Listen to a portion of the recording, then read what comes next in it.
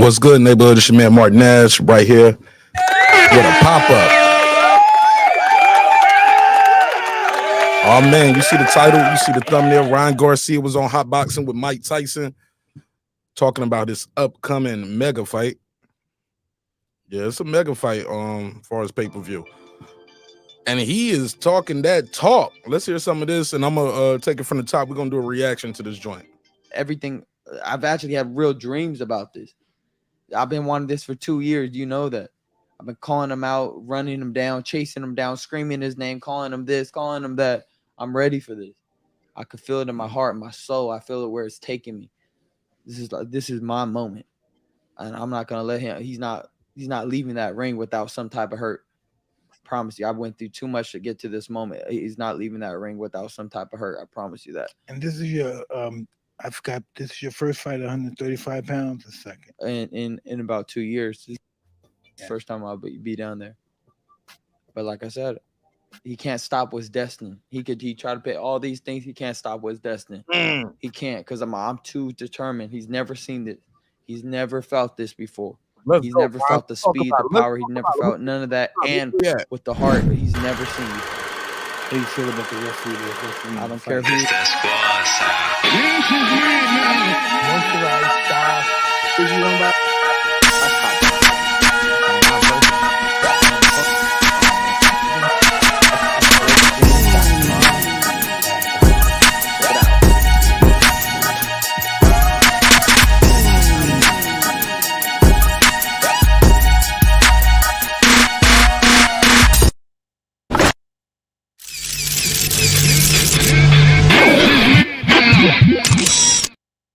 Man, what up, though? What's popping? What's happening? What's going on? You back in the lab with your favorite neighbor, your man Mark Nash. He is I am he. Oh man, I just got so pumped up, man. Pause. Watching this hot boxing interview with Mike Tyson, Ryan Garcia. Man, this joint got me so fired up, man. Got me super excited from the fight. And I was like, man, should I do a live talk about this right now? Should I make it members only? Should I do it regular? I ain't know. I ain't know what to do. I was like, man, just hit the button. Halfway through, if I decide to make it members only, I can do that too. But I would be remiss if I didn't talk to y'all about this. So let me just click the play button and we're just going to react to it, bro. We're just going to react to it right off the gate. What's up, Mike Biggs? Shout out to all the members, all the neighbors out there. Man, matter of fact, let me do that real quick. If I don't do nothing else, I at least got to do that. I ain't even do no intro. This was not planned. This is not my regular show night. But man, this joint got me so hype about this fight. We barely a week over, almost like what, 8 days away. Let me do this quick roll call.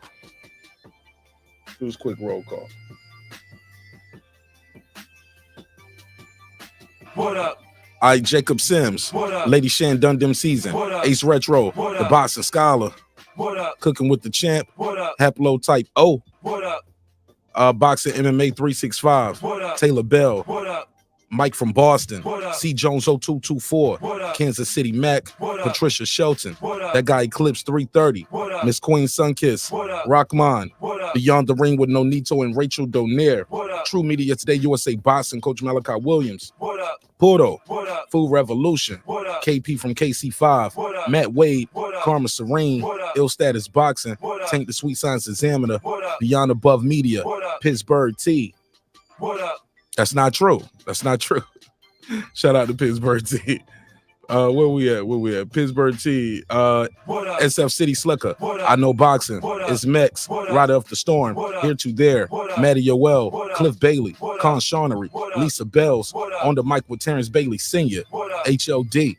Cooking with Sir Senior. Brandon Washington. Lady Shan Dundam Season. Said that already. D Bevel the Champ. And of course the big fish himself, my good brother Derek Lincoln. What up, gangsta? Man, let's get right into it. I'm gonna just click play. Let's run this thing. We're gonna react to it. What you been hearing? Has it been talking shit to you? Have you seen people in the street? Because that's when I was fighting in the street. Hey, gonna fuck you up or go for it, Ryan. Yeah, a lot of people actually been coming up to me while I'm running. They say, you know what, we're behind you. We got you. We want you to win. All those little things like that while I'm going running. But Yeah, nobody's been talking shit to me, not in person, but on the phone, for sure. The comments, they all want to see me get my ass whipped. It's all good though, you know, because That's funny. He can leave. The funny that he can laugh about the comments. He was like, "Man, they all want to see me get my ass whooped." there's both sides. You know, it's people that want you to win, people that don't want you to win. I know, but you gotta expect when you turn around, you gotta have spit and shit and vomit in the back of your jacket because you're ahead of them. Yeah. You know, they can't do it in front of you, so they have to do it in the back of you. 100%. That's a dope metaphor from Mike Tyson. Did y'all hear that? Tyson said you gotta expect when you turn your back, people to throw stuff at you, spit balls and all that stuff, because you ahead of them. They can't do it to your face. They got to do it to your back. Oh, man. Shout out to Mike Tyson, man. Let's go. 100%. How have you grown as a fighter since the last time you were on Hot Boxing? I feel like I've grown as a fighter by the stuff that I went through after that fight with Luke Campbell, and how I had a transition into you know, focusing on my mental health and other aspects of my life really matured me as a man and matured me as a fighter and understanding within myself who I am truly. And What up, now man? I'm a much mature individual. Back then, you know, I was reckless. I was coming in, you know, I don't think anybody could touch me, so I would just, you know, keep taking it to somebody without caring about a shot coming back. Ain't do that But now. now I'm much more patient, and I understand that, you know, God respect everybody in that ring. You come in there and, you know, you can run into one. So, You know, I was somebody sent me something that Aristotle had said, and he said all great minds have a percentage of madness. So you feel sometimes that it drove me crazy. yeah, I do get crazy during lead ups to the fight, as in I get so obsessed and so you have to control it. Yeah, because your mind takes you to crazy places down this road, right? Like controlled Most dangerous aggression. neighborhood in the world, right I here. don't even know where it takes. It just takes you somewhere else. But I want to get to that What up, place a Bruce? lot too, though, because you feel like that's what takes you. That's what makes you. That's what makes you who, you know, Mike is, or who I am. When you get to that high place that nobody could go to, because this will take you there. Training and talking about the mind and thinking how much farther you could. It's just so much. It's everything. It's spiritual, it's physical, it's mental, everything. But it elevates you to a higher place in every way. And I think that right there is probably the most beautiful thing about this whole process, because you get to go really deep into yourself. Well, To me, I love No, please continue. well, to me, I love about boxing is because they don't care about you. They don't care if you're the good guy or the bad guy. It cares about the truth. So if you're not constantly searching for truth through training and being honest with yourself through every aspect, you know, through the run, if you gave it your all on the run, you know, you're going to feel it internally. And if you're not trying to check off all those boxes, it's going to show up in the ring. Right. So you can't lie on any part of the training. Can't lie to yourself, baby. You know, anything you do is going to remind you that, you know, you didn't listen to that. You didn't listen to truth. When you're boxing, truth is speaking to you. It's just if you're going to listen to it. Woo! So that's why I love boxing. It really teaches you the essence of truth. The truth is everywhere. You can feel it as you're talking, as you're moving. You know, it's always there to remind you that you're not on top of it. So that's what I love about boxing. You know, when you think about boxing being in the percentage and the percentage of successful boxers like you are, small. It's it takes you to a place, like you said, it takes you to a place. Sometimes it takes you to a place of delusion. Yeah. You know, I'm thinking I'm God. I wasn't born by my mother and father. I'm born by the God of war. I'm a nut sometimes. Mike is crazy. He said, "Nah, I wasn't born by my mom. Oh, God." When it comes to fighting, because it comes from fear. You know, the biggest exponent of life is fear. Wow. Fear of the unknown, fear of failing, fear. Everything's fear-based. You know, but fear is meant to be accepted because it was given to you by God in order for you to control it and make it work as your friend. Yeah. Hearing what both of you guys are saying is amazing. Ryan, what you're saying is something that's always told to us, and it's called the eye in the sky don't lie. That's what we call in football. So essentially, whenever you turn on that film, you're gonna see what you did in the off season. Yeah. That's kind of the same thing you're saying. And Mike, I 100% agree. Same thing with me. My whole career is driven off fear of they're gonna draft another guy to replace me. My whole career based off fear. Based off fear, another guy's gonna come to replace me. They're gonna find someone younger, someone cheaper, and that's what drives me, honestly. And I think it's so amazing how, even though it's different sports, it all it all correlates. Yeah. This guy's a good guy. This guy can take my place. I'm gonna hurt him real bad. It's facts. Yeah, I'm gonna hurt him real bad. That's facts. That's the competitiveness. No, we never say it that way, but that's internally how we feel because it all comes internally. Dog eat dog world. Yeah. See, I can see right now your preparation. You ain't got the bow tie or anything on. It's all about war right now. That's all it is. So when is the fight? The 22nd, right? Yeah, 22nd. How do I know that? It's just envy. The 22nd. What? It's going down. It's easy All right. to remember for sure. I know. Like, I'm not gonna ask you what's next after the guy. I hate when people ask that before the fight. If you could meet and train with any fighter from history, who would it be? I would want to train with Sugar Ray Robinson. Really? Yeah. Wow. Just because one of my favorite fighters I looked up to was Muhammad Ali, and he said Sugar Ray Robinson was the best fighter ever. So I'm thinking, I thought you were. Hey, listen. He said, I'm thinking, Ali, I thought you was the best fighter. You said it was Sugar Ray Robinson. He said, all right, well, I need to follow him. So I'm thinking, I thought you were. Hey, listen. This man record speaks for itself. You know, shit. What he got? 109 knockouts, 201 fights. Crazy stuff. He fought for 26 years. Madness. Only been stopped once. Listen, his record speaks for him. So listen, this is what happened. He had 40 fights in a row. Mm-hmm. He lost to Jake LaMotta, and after that, he won 79 in a row. 60 knockouts. Crazy. So yeah, he was he's always been considered the greatest fighter of all times. You know, but look at this. You have to look at this too. Crazy. This What is up, Mike? greatness too. Warren, Fighters nowadays, one fight is more money than Sugar Ray ever made in his lifetime. Mm-hmm. 203 fights. This guy right here fights to make what? $10 million. That's more than he made in 26 years. Yeah. $20 million. Today, inflation just blows out of proportion, and that's what destroys some fighters. It fucking killed me. I thought it could never stop coming. I could never stop buying houses and cars for girls and friends and stuff. And then you come with the reality and stuff. This stuff stops. And it all stops. Give up on that and move to another level of life. People can't let it go though. Listen, I've never did as well in boxing if I did one in my life. Now, when I finished boxing, I was broke. You believe the great Tyson was broke. How old were you? I finished? Yeah. Like 38. And just for the grace of God, just I was on drugs too, but for the grace of God, people liked me, looked out for me, got me gigs. Mm-hmm. I fought this other guy. I fought Roy Jones. Yeah. And then everything that started happening. I opened businesses.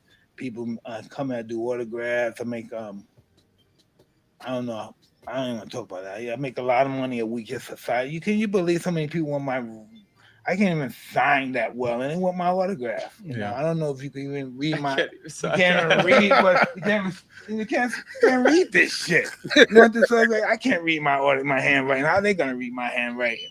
So this is what people want to pay me for. And mustache.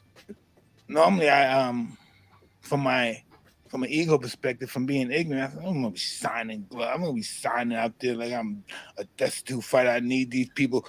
And then they showed me how much I was making. I said, I'll be willing. I'll be right there. I'll be right there. It's real shit, Mike. I'll be right there. Yeah. You know, sometimes, you know, if I'm too high and I'm doing this stuff, right, I could say, wow, man, I really fucked my life up. I'm here. I'm at the what is not this the state fair signing autographs and taking pictures. But then the reality is I'm in a multi-billion-dollar corporation taking people with some tech geniuses. You know, but my mind will go, oh, fuck, I'm at the State Farm with these motherfuckers, state fair taking this picture. But that's that was just that's not a reality. The reality that I'm very valuable and people want to be in my presence. Yeah. And I know it's egotistical, but it's just what it is. Yeah, I don't want to be. I don't want to be in my fucking presence, you know. But It's the truth. yeah, it is. So you had a lot of impact on a lot of people. Mike, this is gonna be your chance to do it now. Yeah. I have my chance now. It's gonna be your chance. Your People chance. who you never even gonna know, not even from a boxer, but you're gonna inspire scientists. You're gonna inspire people that don't have the capabilities of being a fighter. Damn, Mike. You know, just continue. That's just the way it is. You know. That's an interesting You can't perspective. stop it. Yeah, it's just the way God put it for people. And sometimes, I don't know if you did, but sometimes it could be intrusive. You know, because we wanted this, so we can't be bitching about it. We want everybody to know our names and to respect us, and we were jealous of the people that was before us that had it, and now we have it. And now it's going to be how we can handle it. How can we control it, and not let us take total control and get totally ego whacked out. It's really hard when people say, "You're my God, I love you, God, I live legend." You think I really believe that shit? Nah, it's okay. I'm legend. All right, come on, keep coming in. But you know, you gotta when you're a fighter. You know, I was telling you that before. You know, this is all about taking care of your mother who was there with you before, putting in high yield accounts so you could take care of your interests, take care of your mother without it affecting you, buy houses, cars, planes, whatever necessarily. I know she doesn't want you. They just want you to be happy. I met your mother. Yeah. But that's just what it's about, taking care of your friends and your family. That's what all this stuff is about. It's not about, I'm the greatest in the history of fighting. From eternity to now, I'm going to be the greatest, all that bullshit I'm saying. It's about taking care of your family, be able to send this guy, send my babies to these great universities and stuff. I can't even listen. Some of my kids tease me and call me illiterate and stuff because I may say words with a lisp or something. But that's okay. I educate them so I can teach them like they teach me. Hold up, even Mike Tyson kids be picking on him because of the way he talked. That's hilarious. My kids bust my chest. That's my reality. I'm nobody with them. Isn't that something? You have kids? Yeah, I have two. How old are they? 4 and 2. Oh, Shout out to Ron Garcia. Got when they two. get older, like 15, 14, 12, they're talking shit. Talking mad shit. So, what is your prediction for the Showtime Benavidez and Plant fight this week? Wow. Oh, that's gonna be good. They gotta go I with used to go Benavidez. Benavidez, but I respect Plant. And people marinate. You know, before I used to, he was just one of these cool white guys with moves, but now I respect him. I saw him put it down on the dog. You know what I mean? Oh, he'd be the good fighter. I think Benavidez beat him, but Benavidez gave him a beat, and this guy knocked him senseless cold, slept him. So he became a better fighter since he fought and lost to Canelo. You think so? Yeah, definitely. Sometimes our loss elevates us to the next status of life and then the ring and what everything. up, Poto? What do you think, Ryan? Kyle, what up? Ace, what up? I want to see him. See, he's never going to fight Canelo, I think, but I want to see him fight the other guy. What's the light heavyweight guy that beat Canelo? Yeah. Oh no, Bivol. Bivol. Yeah. I want to see him fight the Bo. See, this is the guy. See, you know what they do to guys like Benavidez? Mm-hmm. They wait till he leaves his prime. He's not his prime no more. Then they fight him with these guys. Facts, Mike. That's what I'm trying to tell them. Get these guys all now. Fight 2 or 3 of these guys in 1 year. Yeah. You know what I mean? They keep these guys waiting for a long time. He's not fighting. He's in the gym, but he's not fighting. These other guys are fighting constantly. Then they say, hey, let's fight. Do you think it's also a health thing though? Like, because the punches they take, they just need time to like kind of recover and stuff. I fought 15 times in 1 year. Say it again, Mike. 15 times? 1 year. 15. 1 year. 1 year. It was basically a lot of knockouts, but still it was fighting. Like 12 of those were all right, knockouts? listen. I may have won 10 rounds twice out of 15 fights. That's madness. No, it's competitiveness, staying sharp, staying ready. No, for sure. Listen, when I was in school, right? Cousin used to call, hey, we have a family emergency. That just come and spar with people. Come to the gym and spar with people. But he's always saying, the family's hurt, somebody caught a heart attack, it's a car accident, send Mike home, please. And I'm just going to the gym to box people, boxing Frank Bruno or somebody. It's all about that. That's what it's all about. I don't even know why I went to school. You know, Cuss, I got kicked out of school, and the principal of my school was an Italian guy, and Cuss was Italian. So they went in there and started talking. Next thing you know, I'm back in school. I'm mad, I want to be here. But eventually I quit, and I just wanted to be a fighter. That's all I wanted to do my whole life, is to be a fighter. That's all I wanted to be, nothing else. Like you, waiting on this moment. Right. I missed this stuff. I didn't think I missed it till I was at a weigh-in. I was at the weigh-in in Saudi Arabia. That's why I do miss this stuff. Yeah. I never thought about that till somebody asked me. I said, yeah, I do miss this stuff. Yeah. You miss the center of attention. Yeah, I didn't know you were in the UAE. I was actually in Dubai. Yeah? Yeah, I was actually out there. That's the same shit I was talking about with Roy. My bad, y'all. Got some black cherry gelato over here. Shit hitting too. That's the same thing we was talking about with Roy Jones the other day. I was like, yo, what's up with Roy? Why is he even doing this? People think he need the money. I was like, man, that dude don't need the money. I ain't counting his pockets, but Roy Jones gets paid a lot of money just for making appearances, dog. He ain't gotta take punches to the head, but he likes that attention, like Mike Tyson said. Let's go. Pretty interesting place, isn't it? It is. Beautiful people. Great people. The greatest. Especially if you're in Riyadh and Abu Dhabi. Yeah. It's just the American people have no idea the humanity that's over there. Think, hey, if you smoke a joint, they're gonna cut your head off, they'll do this, you can't have a drink, and it's pretty liberal. Yeah. Didn't you think so? Yeah, I thought liberal. so. It was awesome. I'm at more liberal places than Dubai. Dubai is really restricted compared to these other places in Saudi Arabia. How about that? So Ryan, do you think this fight will spark change in the boxing? You should fight there one day. They would love to see you over there. They know about this fight. Yeah, they know who you are. They know who you are, brother. They know. Cool. I'm open to everything. You like it? Yeah, that's why I've never been there. You know what I found out? But I was just the guy I wanted to be the warrior. Boxing's business. It's not about who's the strongest and toughest guy, it's about who's the smartest guy. Yeah. Message. Mike Tyson dropping some gems on y'all in here. Listen to what he about to say next. Porto. You know, who can make the most money with the less risk. That's what boxing's about. That's what it's truly about. Make the most money with the less risk. This is what Mike Tyson said. That's what it's truly about. That's Mike Tyson. Then our ego get involved. I'll fight anybody, send them here. But it's about making the most money with the less risk. And you leave here, you're healthy, you have your family, you have enough money, high-end accounts, and you can take care of people. That's what it's all about. But you know, I took it too Mark far. Summers. I take things too. Mike Tyson can smoke a joint anywhere. He probably could smoke a joint in the White House. That don't mean we should try it. Facts though. Modern King said Mike trying to get us hurt and locked up and beheaded.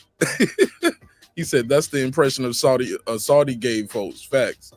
That's what right. That ain't us making it up. Actually, the media too, right? Serious what God meant to be fun, you know. Then I stopped being fun. I took it too fucking serious. Have to win. I have to win again. Look, I look good. Gotta kick the guy's ass and steal his girlfriend. It just really. It was really too much for me. I just took it too serious. I thought I was somebody special instead of God giving me the grace to be able to make some money for my family. I internalized myself as a champion. Didn't care about no one else. Not even my family. That's what that does it to you. That championship, the fighting the people, if you feed it, it just feeds that ego, immortality in you. Like you're the greatest ever. You can't die. You feel that too, though, sometimes. You have to feel that. This thing gives it to you. It gives you immortality. That's why people do sports, you know, because they give you that adrenaline that you be whatever you want to be in life, that you can't be in the real world. Ryan is like, is that a married? Or are you telling me? Yeah. Oh, Ryan Garcia is married. Did y'all know that? Congratulations. I didn't know Ryan was married. Be in the real world. You married? Yeah. Mike said that aggressively, like, well, if not, you want to do something? You married? You can't be in the real world. You married? Yeah. You're on the right path, brother. You're on the right path. You're on the right path. Yes, sir. Right path. So listen. Let's get back to the fight. This fight, Gervonta was. Oh yeah, they're gonna talk about Spence and Crawford and over marination. Well, let's get to it. Change in boxing, matchmaking. What's it? Matchmaking politics. So what you think? This fight They talking about Spence and Crawford. Mike, like, what the hell are they talking about? Change matchmaking politics, you think? I don't think so.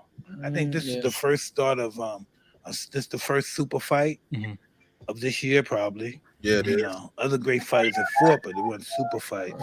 It wasn't like, hey, Canelo's probably the only guy that did it could do it so far. Yeah. Floyd's not here no more. Floyd, yeah. So it's Canelo, and he's getting ready to go out. But he's the only guy that you can say who Canelo's fighting anywhere in the world, and they know.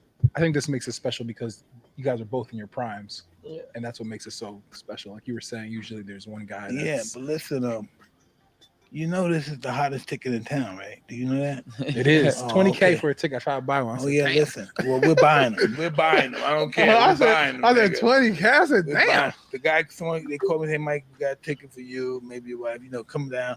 Hey, I'm saying, what you have for sale? What do you have for sale? I want to buy some tickets. Some of the fights you want to buy tickets because fighting is interesting too. You know why it's interesting? When a fight like yours, why? It's the place to be. Yeah. Everybody's going to be there. If they can, they're not out in another country somewhere. But everybody's going to be there. And the people that can't be there will get in their plane, fly there, and then fly back to where we got. This is just a big moment in boxing. Yeah, I know people who ain't got no ticket and they still going to Vegas. They was like, I just want to be in the city. They said they ain't got no ticket. They going to like one of those theaters. They're gonna watch it at the hotel, and that's gonna be lit. And they said, yeah, we're gonna hang out outside the casino, people walking in and out. They're gonna watch it right there in the casino and shit. That's crazy. That's crazy. All right, let's keep it going. Boxing matchmaking. It can inspire people. Yeah. It can inspire people. Exactly. Once they see that pay-per-view shit, they're gonna be jealous. Hey, I want to fight this guy. Yep. I feel people took the other route where you milk fights.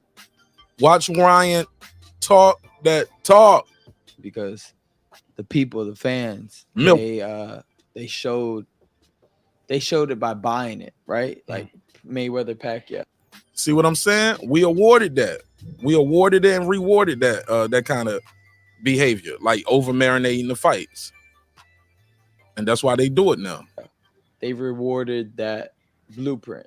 Yep. So if fans reward this blueprint where two young fighters put it all on the line and they're both superstars and they're making money regardless without each other. If the fans reward this type of event, it will inspire other fighters to say, okay, that's how you make the money. Fact. Because now the only example they got is, okay, Mayweather Pacquiao, you gotta milk it in the most. But that's really big right now. You gotta make this right here. They gotta buy it if they want to see these type of fights. You gotta buy this fight. Exactly. I agree 100%. Because this will show other fighters this is how you do it. Now this is where it's going. This is the trend. Right. The trend was milking it, but now it should. Now I'm changing that. It's not about milking no more. I want all of it. Love it. I want Tank. Man, y'all press A in the chat if y'all agree with Ryan Garcia. Are fights being marinated too long? Are they over marinated? Or do you guys like a fight like, nah, it ain't ready? Because I hear it a lot of times. Shit, I'm guilty of saying it too on certain fights. I'm like, it ain't a big fight like that. But that's just me saying what I believe they're gonna do. Would I love to see Keyshawn Davis and Frank Martin fight right now? Absolutely. Do I believe the business of boxing is gonna allow that? Nope. Would I like to see Anthony Joshua fight Big Baby Miller or see any though? Not Big Baby Miller. Not Big Baby. Of course, not Big Baby Miller. Jared Anderson, the real Big Baby. Wouldn't I like to see him mix it up with some of these top guys? Sure. I just don't feel like the business of boxing is gonna let that happen. He's too young, they too old. He's too fast, they too slow. I don't think the business of boxing gonna let that happen. I don't mean to talk y'all ears off though. Let's go. I'm destroying. I'm taking him out like Muhammad Ali took out Sonny Liston. Done. You're done. You had a good run. It was great. Everybody was excited for a little bit. Now, then you're done. This is my moment. He's not ready for this moment. I called him out for 2 years. Thought, 2 years. Ali was gonna last 2 rounds of Liston. And guess what? They don't think I'm gonna last. I see. I'm the underdog. I'm right. They think it was gonna last 2 rounds. The baddest this is my moment. The baddest. Ooh, Ryan feeling this shit. Man boxing ever produced. I mean, the meanest motherfucker. He went like this. Ali beat his ass. I made him quit. It's the oldest tale of time. Don't judge a book by its cover. Never. They don't think I have this is my moment. Never. I promise you, if you look at him in his eyes, I'm gonna be prepared for this moment. Well, look, why do we reward that? I see a lot of y'all saying, hey, shout out to my brother Juan Davila in the building. Juan Davila, the killer. Mark Sommers in here as well. Lisa Bell, Ill Status Boxing. So it seems like Puerto definitely agrees over and over again. It seems like a lot of times we say that. Shout out to my brother Taylor Bell. I see him eSim Studio. I see you. Let me get you squared away. Shout out to Taylor Bell, man. Y'all subscribe to his other channel too. But we reward it. We reward poor behavior.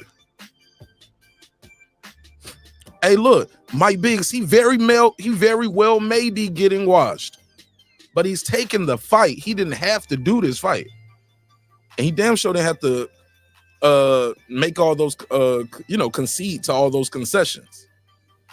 I've been calling for this moment. I've been asking for this moment since I can't even think about how long. I know I'm destined for this moment. Shit, man. I'm getting hot, man. Getting chilled. I'm just waiting. I'm just waiting. I was holding. Yo, Mike be saying a lot of pause-worthy stuff, yo.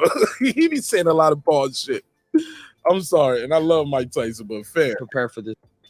Ever since that, yo, he said, yeah, if we was independent, yeah, what I do, y'all fuck you, being yo, fuck you, I love it. And he had just got out of jail.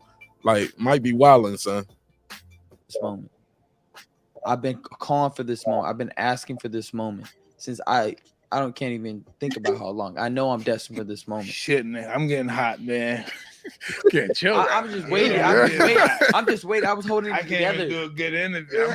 I was holding it together a little bit in this interview, but I'm ready. I just want to let you know. I want to let the world know. After I beat him, I'm screaming out your name. I'm screaming out everybody's name. I told you, Tyson. I'm gonna say yes. Told you, Denzel. I told you, everybody. Yeah. Just wait. I'm just focused right now. I just know 10 more. Everything I'm thinking about, 10 more punches, 10 more rounds. Everything I'm thinking, I'm just drilling it to a place I've never been before, and I'm there. I just know that it's coming, because I've been dreaming about this. Everything. I've actually had real dreams about this. I've been wanting this for 2 years. You know that. I've been calling him out, running him down, chasing him down, screaming his name, calling him this, calling him that. Son, hold on real quick. I'm gonna get back to it. Hey, look, y'all got me bugging because I know it's not just me, man. It might do be sounding a little on the ow. You know what I'm saying? Like he sound like he dance in the club and be saying ow on the girl's part. He sing both parts. They be like, fellas say ho, ladies say ow. Might be like ho, ow. He'll do both parts. But I love him though. He's one of the guys that got me into boxing as a kid. You know what I'm saying? Iron Mike Tyson, man. I'm ready for this. I can feel it in my heart, my soul. I feel it where it's taking me. This is my moment, and I'm not gonna let him. He's not leaving that ring without some type of hurt. I promise you. I went through too much to get to this moment. He's not leaving that ring without some type of hurt. I promise you that. And this is your I don't like how that sound now. I want him to say he's not leaving out of here he's not leaving out of here victorious. I would have liked that better than leaving out of here with some kind of hurt. It's the hurt business. He gonna get it hit with a punch. He gonna get a black eye, maybe a bloody nose. Tank get marked up all the time. That don't mean nothing. Getting marked up. He's still victorious. He's still on his feet. Them other dudes be sleeping when they go against Tank Davis. My boy Ryan gotta be ready. Let's play some more of this. This is your first fight at 135 pounds a second. In about 2 years. This is the first time I'll be down there. But like I said, that's where it started. He can't stop what's destined. He tried to pay all these things. He can't stop what's destined. He can't, because I'm too determined. He's never seen it. He's never felt this before. He's never felt the speed, the power. He's never felt none of that. And with the heart, he's never seen before. How do you feel about the referee that's refereeing? I don't care who's the referee. I don't care who's the referee. I can dig it. Getting hot in this motherfucker. It's getting hot in this motherfucker. What's up with Mike Tyson, man? Mike Tyson, I'm gonna put a case on your big ass. It's getting hot in this motherfucker. He keeps saying that shit. It's the hot box. Well, it's hot boxing, man. But I see they ain't smoking around this young fighter though. I seen him in there not giving a damn and just straight up blowing smoke in Charlo face. Might be going hard. All right, pause. Talk some more shit, man. I dig it. Listen how he said, it's getting hot in this motherfucker. Talk some more shit, man. And he is too. I don't care who's the referee. I can dig it. I can dig it. Getting hot in this motherfucker. Yeah. Talk some more shit, man. I was like, hey, So do you think him being late to that press conference was kind of disrespectful to you? Nah, I don't care what like I said. What has he done? The one thing I could tell you right now, this is the truth. Every time he shows up, he wants to look cool. Me, I got something to prove. That's the motto. He wants to look cool all the time. I'm looking deep into himself. He can't even look at me in the eyes. He got glasses the whole time. This man showed up with a purse. Look, man, come on now. Shots fired! Shots fired! Hold on, let me show y'all the picture. Let me show y'all what it's looking like. Mike looking like. Let me show y'all Mike Tyson. Mike Tyson looking like. That's my kind of shit right there. He had a purse. Mike Tyson like he ain't had no purse in here when I saw him. Shit, would have gave me some ideas. Yo, I'm clowning, man. I'm clowning Mike Tyson. Yo, I'm just clowning. Let's go. Like, look at Mike. You think I'm playing with him? I'm not playing with him. You see, he touched my chin. I touched his chin. What was his reaction? Smack my hand out the way. Why? Because he's emotional. I got him already. He's done. He doesn't have this type of focus. He knows it. Yeah, I'm gonna run right through this, man. 2 rounds, like I said last time. 2 rounds. 2 rounds. I'm screaming out to the whole world. You hear Mike Tyson? He said, I can't let it go now. Mike Tyson. I love Tyson, but man.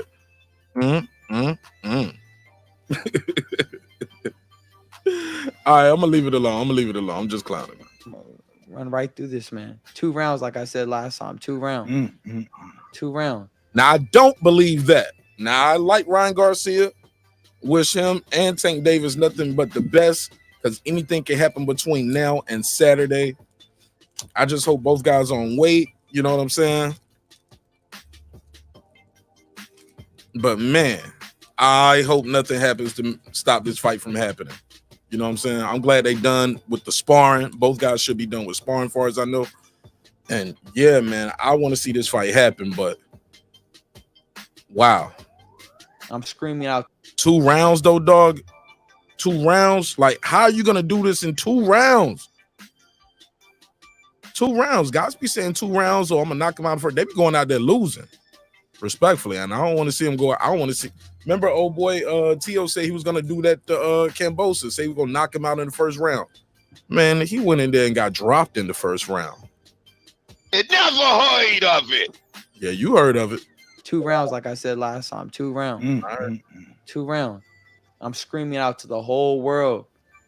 You got to get humbled again to understand you don't judge a book by its cover. How many times does the world got to prove you that? Every time you get in the ring, we gotta prove it, brother. I'm about to do it again, and I'm gonna do it again. The day you die, you gotta prove it, brother. Yep. Let's go. That's how it goes. Mike, I want you there. I'm there already. What do you mean I want me? I got the tickets. I want to see you. I want to see you. I want to see you right there. Got me already, man. I want all your children right. They're gonna be everybody to be there. We're gonna get everybody there, nigga. I gotta have everyone there. They're gonna be there. I don't know why you saying everybody. You guys, they're there already, man. Everybody's there. The people that you don't know. I'm betting that's what it can. I'm being that bitch. They're there, man. We ain't having nothing like this in years. I always told they should have like they did with the heavyweight. They should have a lightweight unification tournament. You know, they can't avoid each other. Everybody has to fight. All the champions, all the top contenders. They're in this tournament. No. Like that super. They don't need to do that. Y'all just got to fight the guy with the belts. This guy right here said belts don't matter. Like, Devin Haney is the guy to beat, man. I'm sorry. Y'all don't like it, but he's still the guy. Got all the hardware. Super 6. Remember that? And that was fun, right? That was fun, yeah. The middleweight, Arthur Abraham. Yeah, Remember he that was knocked out good, yeah. Jermaine Taylor? Oh man. Or I think it was Jermaine Was it Taylor. Arthur Abraham that did it? Arthur Abraham Mike knocked Taylor, out man, Jermaine Taylor, and went. then everybody's like, "No, what's Andre Ward gonna do with him?" And then Andre Ward just destroyed him. He destroyed everybody. Yeah. I didn't think he could beat some people that he beat. He beat their ass. Andre Ward had. I feel like he didn't have that dance partner though. No, He didn't get to have that. he didn't get Canelo. He could have got Canelo. Yeah, that would have been good. Yeah. He had Kovalev. That was his dance partner at the Kovalev? time. Yeah. That's He like stopped him, didn't he? he won the first fight by decision, I stopped believe, him. and then he stopped in the second. He was one of those fighters that didn't look good but was great. But I was thinking the He same. don't thing. That's look crazy. great, but he's great. Yeah. He's like Bonzone and those guys. They Or don't Joe look like- Kawasaki. Yeah, they don't. But Kawasaki looks great. You Yeah, did? He looks good. Yeah, he looks good. But but Kawasaki also didn't have that like. And nothing stood out though. He didn't have the speed. I mean, everything was kind of average, but he just did everything kind of at a He high had a volume. big fan base. He had high volume. He put it together. He put it together. And he always came back. Carlos, I He can't did wait. his thing. If Bernard, You can't We take got that to see away it, from Deadly him. Menace. We got He to had see his the fight. time. Yeah. Can't take that away. What up, Winky, Jared? right? Oh, he was good too. He kind of falls into that category. Yeah. He beat great fighters, but he just didn't look good. Yeah. You know, Crazy. listen, I'm telling you, Carlos crazy. Monzon was that way too. Right. He didn't look good straight up. But the greater you are, the Yeah. more you got your ass kicked. That's how it is. You know, Salvador Sanchez was that way. Mm. You know, if you was a halfway decent fighter, you might go the distance. But if you're a superstar, he's gonna humiliate you, Crazy. stop you, beat your fucking ass, make you look stupid. He beat up Alfredo Benitez. Oh. No, Gomez. Gomez. Yes, Ooh, Gomez. I bet it on. I thought Gomez was knocking out everything. Yeah. Everything Mexican too. You bet on. Oh my god. I listen.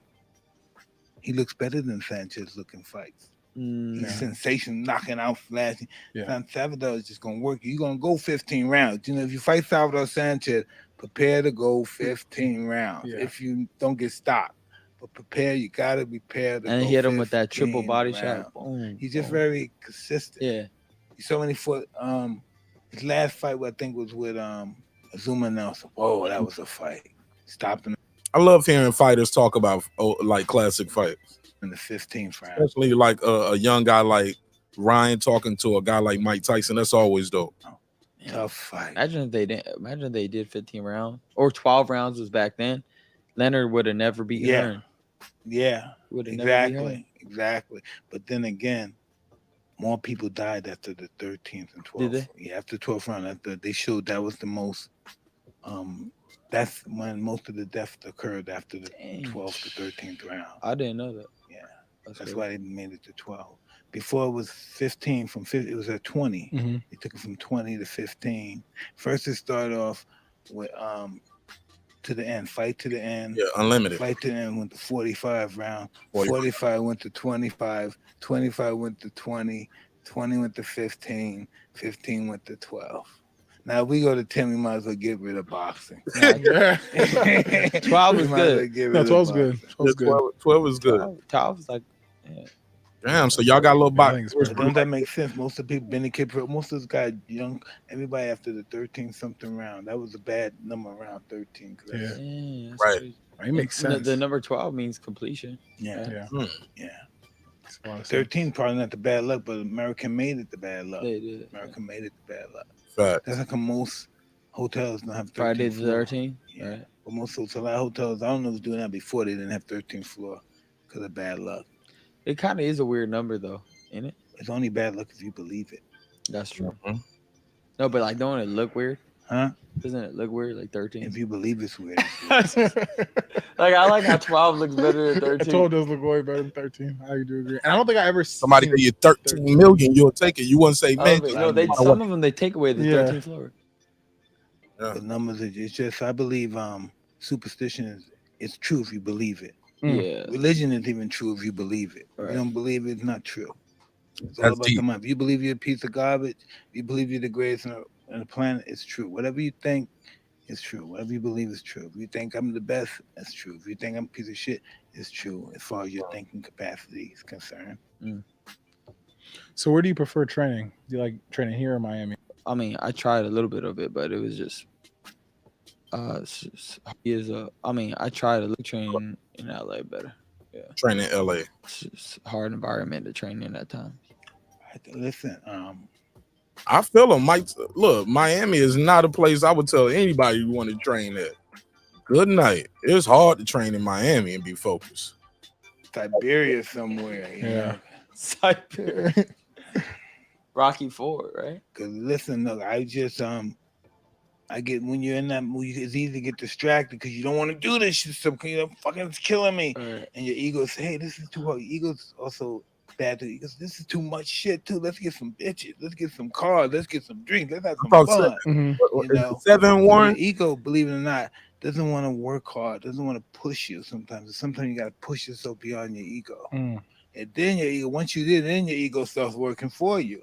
But if you're not there, it's gonna tell you, no, I don't want to do that shit. It's tough. Right. The ego doesn't want to work hard unless you put it in the position to work hard.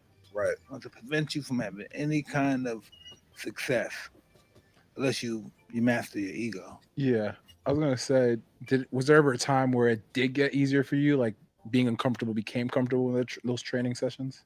No, everything went well. I did everything well, and then I see my mentor died. He's the only one that could pull me back. He's the only one I had that respect for. Once he died, I'm gonna respect these guys. Yeah. You know, I'm giving them a job. It's not like I can't give him a job. This guy, is my man. You know what I mean? These guys, I'm giving them a job. You know, after they finish working with me, they're gonna work with the guy I fought. They've hired hands. You know, that's what trainers are now. They're hired hands. Damn, did y'all hear that? He said trainers are like hired hand. Man, that was deep. He was like, he said, I thought it was my friend. I was giving him a job, and then they go work with the guy, work with the ops. My mentor died. He's the only one that could pull me back. He's the only one I had that respect for. How about that? He said Custom Model was the only one I had respect for. Once he died, I'm gonna respect these guys. Yeah. He said, you hear Mike? He said once he died, man, I don't respect these guys. Mike Tyson is savage. And you can see it too. What's up, Hap? You can see it with a lot of guys that he worked with. Like they couldn't control Mike Tyson. Yeah. You know, I'm giving them a job. It's not like I can't give him a job. This guy, is my man. You know what I mean? These guys, I'm giving them a job. You know, after they finish working with me, they're gonna work with the guy I fought. They've hired hands. And that's what trainers are now. They're hired hands. I'm working with this guy. You pay me more. I leave him and work with you. That's messed up. That's all it is right now. What about you, Ryan? Do you have like a mentor? Glorified cheerleaders. What do you say? Glorified. He said, "Oh damn, Mike Tyson cold as hell, man. You hear what he said? The trainer is. He said the trainer is a glorified cheerleader. Leave him and work with you. That's all it is right now. What about you, Ryan? Do you have like a mentor? Glorified cheerleaders.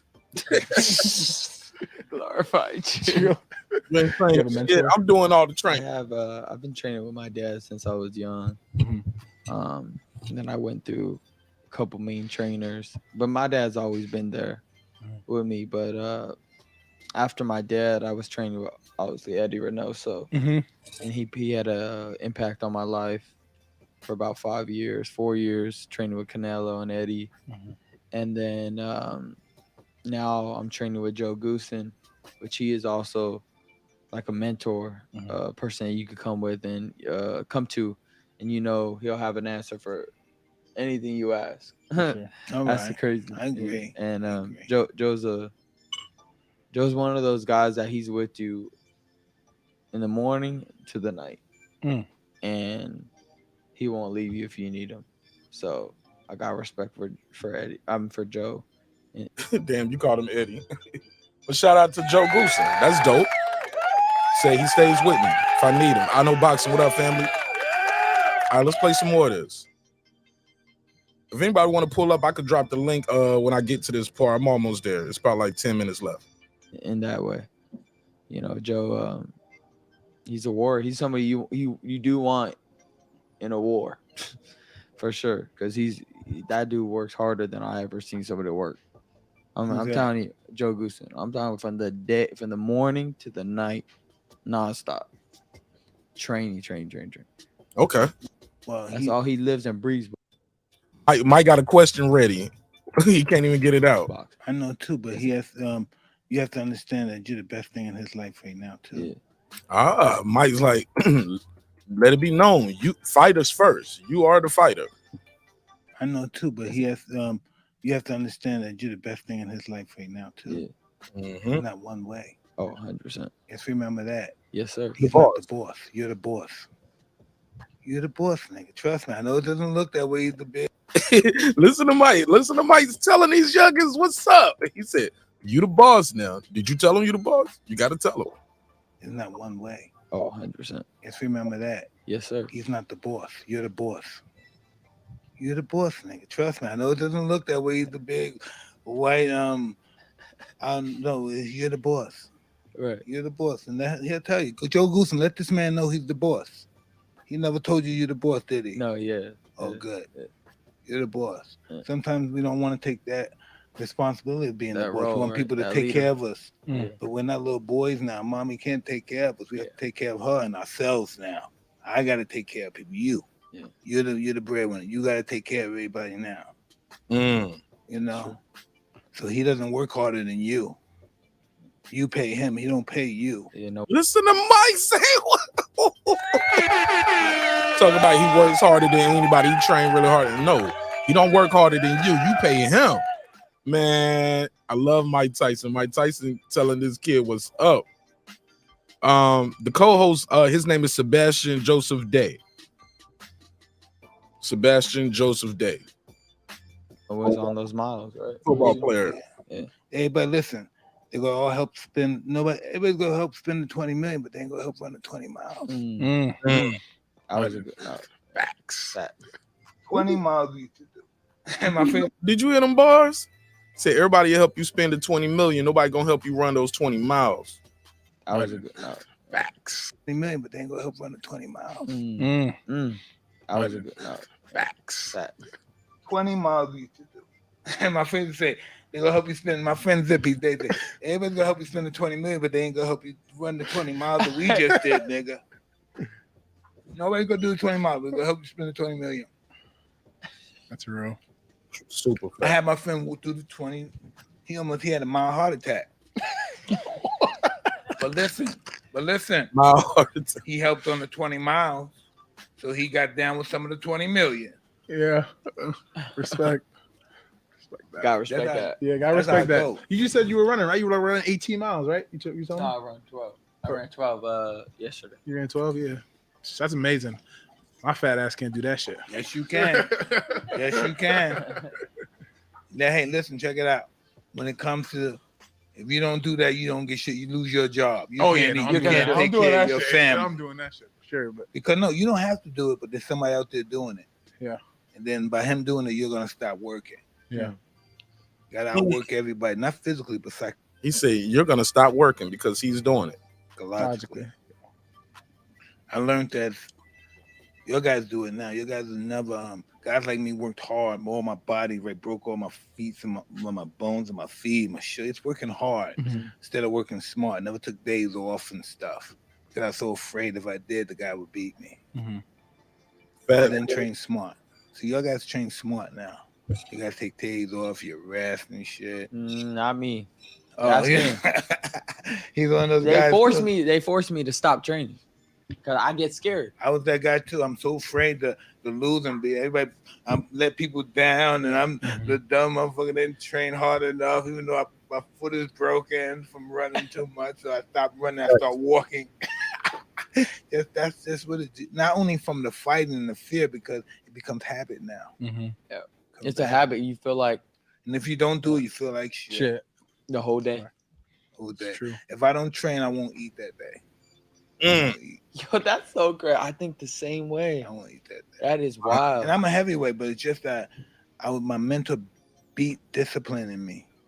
He beat it in me. You'll feel something internally that will be like, you gotta fast now. You can't eat. Listen. I was over. Where was I at?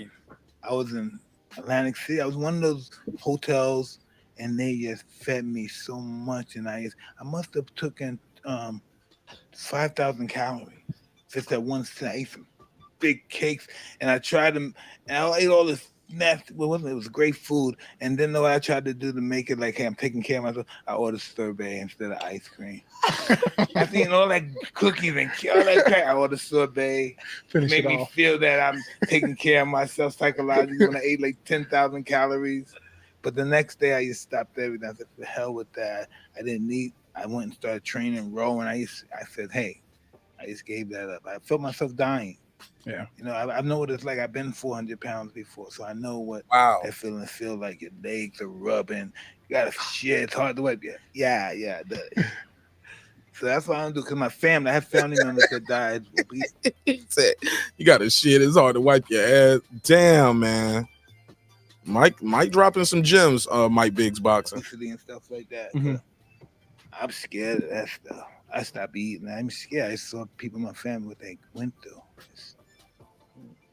That's my biggest fear, obesity. Isn't that weird? That's my biggest fear, just obesity. I got a homeboy like that.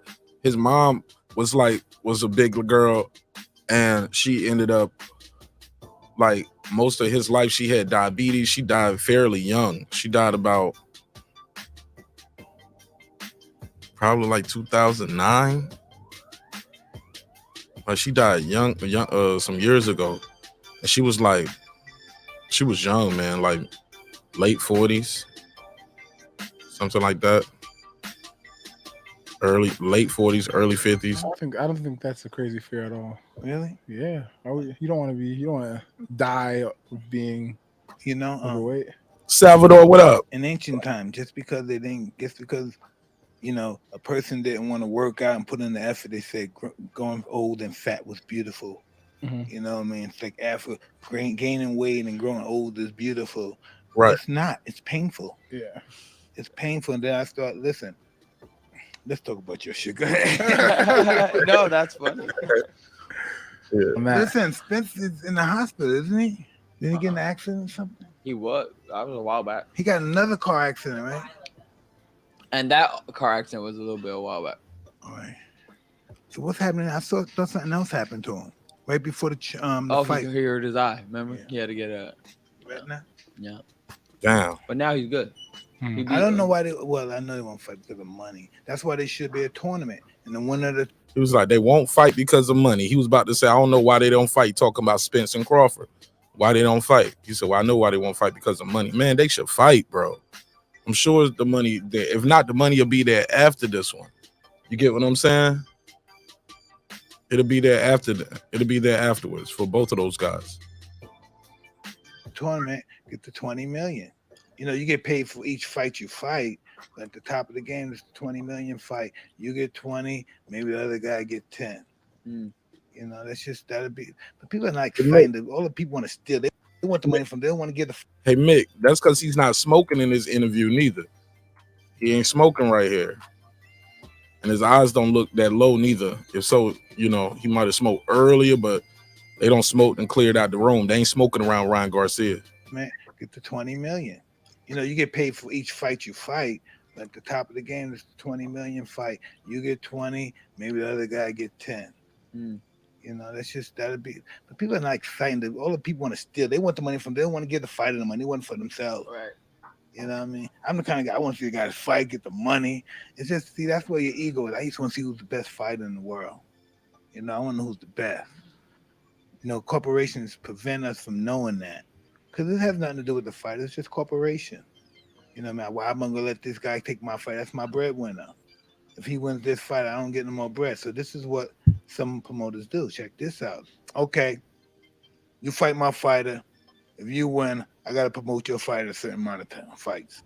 Mike is talking. He telling y'all shit. That sound like the Devin Haney shit right there. Get no more bread. So this is what some promoters do. Check this out. Okay, you fight my fighter. If you win, I got to promote your fight a certain amount of time, fights. Mm. I ain't gonna give you my golden goose and you win, and now he's not the golden goose anymore. You're the golden goose. I want some of your eggs too. That's crazy. That's crazy. You got that. If you beat my fighter, you gotta be with me now. Right. That's not bad, but that's just what it is. Shoot, you want him to starve to death now? Listen. Very long time, but they don't want to give him the money that he believes he deserves. Hold on, what she asked him? It's very listen. Let me hear what somebody asked him something off camera. Let me see. That's not bad, but that's just what it is. Shoot, you want him to starve to death now? Listen. No. Listen. Very long time, but they don't want to give him the money that he believes he. She said, "Look how quick they made this fight in the Crawford fight. And Spence, we've been waiting for that for a very long time." Let me make sure. You want him to starve to death now? Listen. Very long time. Oh, no, she said, "Well, haven't they been trying to make the Spence and Crawford fight for a very long time? Haven't they been trying?" Okay. They don't want to give him the money that he believes he deserves. It's very listen. From what he was telling me, it's just let's go back to this slave stuff again. It's just as he was explaining, it was a slave contract. He never let me in on the books of his contracts or anything, but he was just explaining verbally. Okay, so he said Mike Tyson said, "I talked to Crawford." Y'all listening to this? He said, "Man, it was a slave contract." From what he was telling me, it's just let's go back to this slave stuff again. It's just as he was explaining, it was a slave contract. He never let me in on the books of his contracts or anything, but he was just explaining verbally. He wasn't happy with what he was doing. But when you're in those slave contracts, I call them slave contracts. They're just contracts that you participate in. It's just an old saying. Yeah. You have to buy the contract. If you don't like it, you feel like you're naive when you signed it, you gotta abide by that contract until it's over. Unless you make a deal with them that I give you this money and then it's over with. You gotta buy your way out. Shout out to the boxing scientists. What up? Buy yourself out of the contract. Yeah. I always had to fight myself out. They had me they had me so good. Oh, I was a puppy. I was a puppet. They had me so good. But listen, this fight is not about. It's about survival, about taking care of your family, your kids, your mother. PGH, big dog. You ever seen the contract though? Everybody. It's all about survival. That's how I see it. Nothing else matters at this moment. We're all fighters. He's a fighter. She's we're all fighters. But all fighters don't train to fight. But we're all fighters. Fighting, yeah. That's true. All right. Oh, the champ. Right here. This where it's at. That's it. Oh, listen. Oh, man. I love you so much. Gifts for Ryan Garcia. Ryan is the first fighter to ever receive any Tyson Pro gloves or Pro mitts. Please. It's an honor, man. Shit, oh, nigga. Oh, nigga. I shouldn't use the gloves. Yeah, that's great. If you mind, there's a possibility you could try this one as well. You might give him gloves to try on. Yeah, of course, there's shirts. Yes, you know about the shirt. Awesome. All right, he thinks you're a medium. I thought you were a large. But this shit hurts.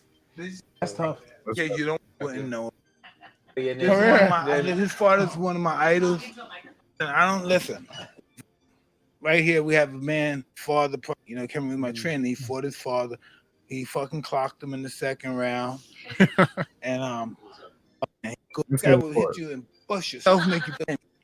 He's from 6 years, and this guy's been champion since what, 72?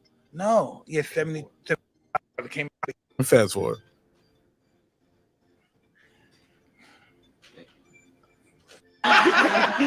Oh, yo. Exactly. Listen, right? His father was, and at the end of the stool, after going to the house, fast forward. Those are the guys at the time. Aaron Pride, all those guys. And being a great fighter, that's insane.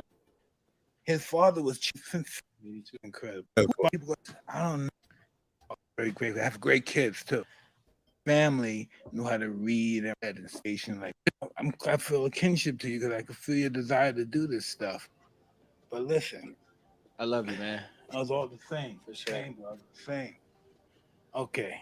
So Love this you is what I too. need you to do. It's all love, bro. Ryan, It's all love. Love you too, bro. Ryan, this is what I need you to do, brother. See those people, a bunch of men. I have so many people, I don't know how many. Right? I would never be able to count. Tell them about you. Tell them what they need to do to get in touch with you, to talk to you, to see more of you. Social handles. I don't know what to tell the people. I mean, I want to come as authentic as I could come, but just know that this is my moment. This is my time. I've been wanting this forever. April 22nd, you're gonna see me take down Gervonta Davis. He'll That's be what out. we want to He'll hear, be knocked baby. out, slept, gone, out of everybody's minds. He's done. I'm taking everything from him. April 22nd, don't miss it, live on Showtime and DAZN pay-per-view. I'm here with Mike. Yes, you are. We got the world, around this fight, but I'm here to shock the world. So April 22nd, you'll see just that. I like that. I Let's like go, that very Mike. much. I like that Let's very get it. much. Yes. Mm. Yes. Let's wrap this up. Hey, this is another episode of Hot Boxing. All right, man. Ryan in there talking that talk. Talking that talk. Hold on. Let's go give me the woman getting most proud. Let me see. I missed one part. Focus and just I missed one part at the beginning. life is all about sacrificing for moment right now. Yeah, it's a great moment. My kids know who you. Everybody knows. Look, they all came here. This is a big moment. How's this pressure working with you? No, this is big shit. Right. Really, I know. I don't want to pressure you Yeah. because we're fans, and this is a big moment. Everybody bought tickets. People are trying to hawk tickets, get tickets from buyers. This is a moment. No, don't get pressure. No, don't do that. But this is just excitement for people. You're giving so much happiness to people. I think that's what gives me so much peace. That I know I'm bringing happiness to people. Do you really notice that? Yeah.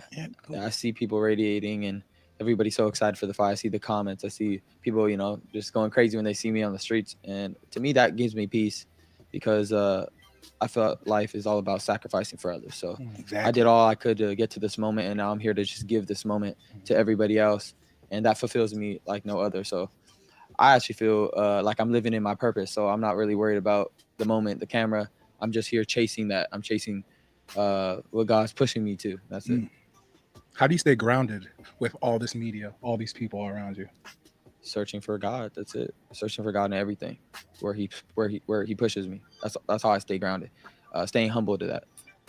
Remaining focused and just putting that dog work. That's it. Like you gotta prepare. If you're prepared, you stay grounded. How many rounds you been boxing? I've been fighting since I was 7. I'm talking about for the fight preparation. How many rounds you been boxing for the fight sparring? I can't even count how many rounds I've already. One day. Oh, one day. Sparring wise, Yes. probably like 15 to 12 rounds. Oh, that's perfect. Yeah. That's perfect. Perfect. I would always mind when I was training. We would always do 8 rounds, but as the fight got closer, we would go to 12 rounds. Right. The guy that gave me the most problem, the guy I normally going first with, that's gonna give me the woman getting the most problem. I take him last now. That's exactly what I was doing. Yeah, so he can really push me because if I don't push back, he's gonna kick my ass. I don't hide anybody. Their job is to kick my ass. They don't kick my ass, they're fired. That's just how it goes when you're prepared for a fight like this. I agree 100%. I mean, I kind of already started doing that.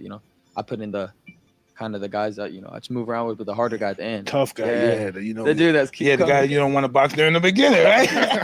If you don't count, you don't start countering him. You're in the train, and next time you're in the gym, you say, "This guy worked out. This nigga again." I know it. Listen, this guy, Wayne Maurice, he was from Atlantic City, so he would beat every day. He would beat like Muhammad Ali playing the bangles on my bongos on my head, beat my ass. One day I hit him and knock him cold, right? And everybody's talking about how I knocked this guy cold. He's knocking out sparring partners. Only if they knew he's been kicking my ass every day, and I got that one knockout I got, but he kicked my ass for 3 months. So they said the one knockout, so he thought I was prepared. That's just some sparring partners that can be anybody in the world in the gym. That's crazy. But if he goes into a real fight, he got lights, got some popcorn, people drinking beer, he freeze. Yep. Right? You see that, right? Yeah, all the time. It's the bright lights. It's the moment. Sometimes that moment is too much. Everybody sees that in fights. God, why don't you fight him like you fight me? God damn. He'd be champion, but it's just something about that's why he's not champion. That's why he is. It's just what it is. Professional sparring partner. When was the last time you saw me when we hot boxing? Yeah, that was a Hot moment. boxing, I had the bow tie on. You're looking really hot, brother. You looking like fucking Ricky Ricardo in boxing. Yeah. Here he go flirting again. He said, "You look really hot, brother. Come on, Mike." Yeah, today, I think back at that time we were talking about making that fight happen too. Remember we had him on the phone and everything, right? Called him out. I like to listen. So how long you've been watching this last fight? Who was the last guy did he fight Pitbull last? He fought Hector Garcia. That's Southpaw. Southpaw guy, he stopped, right? Yeah, he stopped him because I thought it was Rolly he fought last. Yeah. Wasn't it Rolly he fought last? No, it wasn't Rolly. It was that guy, Hector Garcia. Yeah. Hey, let's put that fight on. But I don't never saw this shit. You serious? Let's do it. Let's dissect it. Mike didn't even know he fought Hector Garcia. You know, let me tell you something. That's every day. We'll make He kind of quit. He Yes, kind sir. of quit. He got hit and quick. It was a weird fight, too. Oh God. Was it competitive, this fight? I think up to that point it was. And what would you do right now when you jab him and you see he covered like that? What would you do? You know what, Mike? I'm not even gonna say. I respect that. You're gonna show us. I'm gonna show him. All right, this is the first round, man. This is the round he stopped him in? Nah, he should have stopped him. All right. Tank, I'm looking at that damn Hector Garcia clip too. Tank looked sharp in that Hector Garcia joint. I know a lot of y'all say he was losing those rounds, but looking at that, well, I guess anybody looked good in the highlight package too. I thought Tank, I didn't. When I watched that fight in real time, I was like, damn, Tank might be losing some of these rounds. I watched it again. I realized Hector wasn't even hitting him that much and doing that much damage, but sometimes it can be misleading. It can be misleading. Food Revolution, what up, though? Irvin Mack, what up, family? Somebody said, I'll look into a Haplo. Haplo said, I'm not suggesting you do anything, but if you're interested, it was a positive experience for me. All right. Oh, y'all niggas in there talking about doing some dope. Respectfully. It's all good. Kenny Porter's right hand said, I don't think I would ever be ready for DMT. Nah, me neither, bro. I'm good on it. To each his own, though. I ain't judging. You ain't on trial. You know what I'm saying? I'm not putting a case on you. I'm a live and let live type person, you know? Shout out to King Asian Mav. Mike Biggs Boxing said, I was there, Mark Nash. Tank schooled him, in my opinion. Hey, look, Mike Biggs, when you go to fights, do you rewatch them when you get home? For a long time, man, I would watch fights live, and when I would get back to the crib, I would be like, shit, I ain't got to watch this shit again. I was there. I don't need to watch this again. But as I got older, I went back and watched. I like to go back and watch the fights even after I'm there, you know, especially since I've been doing this space right here. I like to rewatch the fights, and sometimes I have a different opinion because, you know what I'm saying? The vantage point is different. The replay, I mean, it's on TV. It's on your phone. You can zoom in and everything. See what they saying. Ryder Storm said he want to try DMT. I was about to make a joke, but I didn't want to make you mad, Ryder the Storm. Philip H said, yeah, that's the type of stuff. He said, that type of stuff scare me. He said, it scared me too. I be in my mind too much, that's understandable. I know I'm good on it though, dog. I don't judge people, but shit, I'm good on all that extra shit. A little drink, maybe a joint or something, that might be enough for me. That's all I need. Boston scientist said, I've done all kind of drugs, so I should be fine. Tell him how you really feel, the boxing scientist. He said, I'm in the chemistry lab making boxing gloves and dope. All right. Taylor Bell said, all the mushroom, LSD, MMA cure my anxiety and depression. I'm not even joking.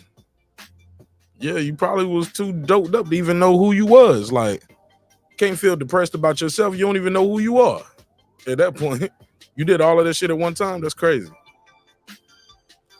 Haplo said, my psychedelic days are long gone. We talking 20 years ago. Some rando, what up? Some rando said, of course, you got to watch it again when you get home. That's the first thing I do after watching it live. Shoot. Not me for a long time, I wouldn't. I felt like I was there. Felt like people telling me about the fight that wasn't there, they was tripping. Definitely felt like that. Like, man, you don't know. I was there. You can't tell me. Yeah, but I definitely do rewatches now. It's a different vantage point. Somebody said, laugh said, nah, I'm past it. I'm past it now. Oh, I ain't gonna do it, man. I ain't gonna do it. Somebody said, I'm just keeping it real. It was awesome. Taylor Bell said, it was awesome, though. Man, you better get off that dope. Leave that dope alone. Philip H said, no judgment here. To each his own, my G. Absolutely. Absolutely.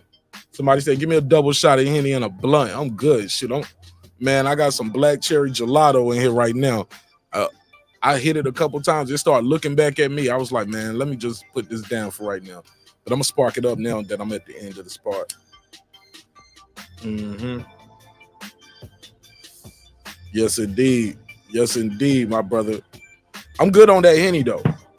Y'all niggas keep that Hennessy. That brown put me down, bro. I robbed with some tequila, though. Irvin Mack in the building. He said, just a touch up is all I need, not a dust up. That's that. Ooh, Sir Senior here rolling, having a good time laughing. Yeah, we cracking some jokes. Taylor Bell, he said life taking it back. He said light taking it back. Then over time. What you say, man? What do you say? Oh, like taking it back, then over time opens up your eyes and rewires your brain to not get anxiety and depression today. Okay.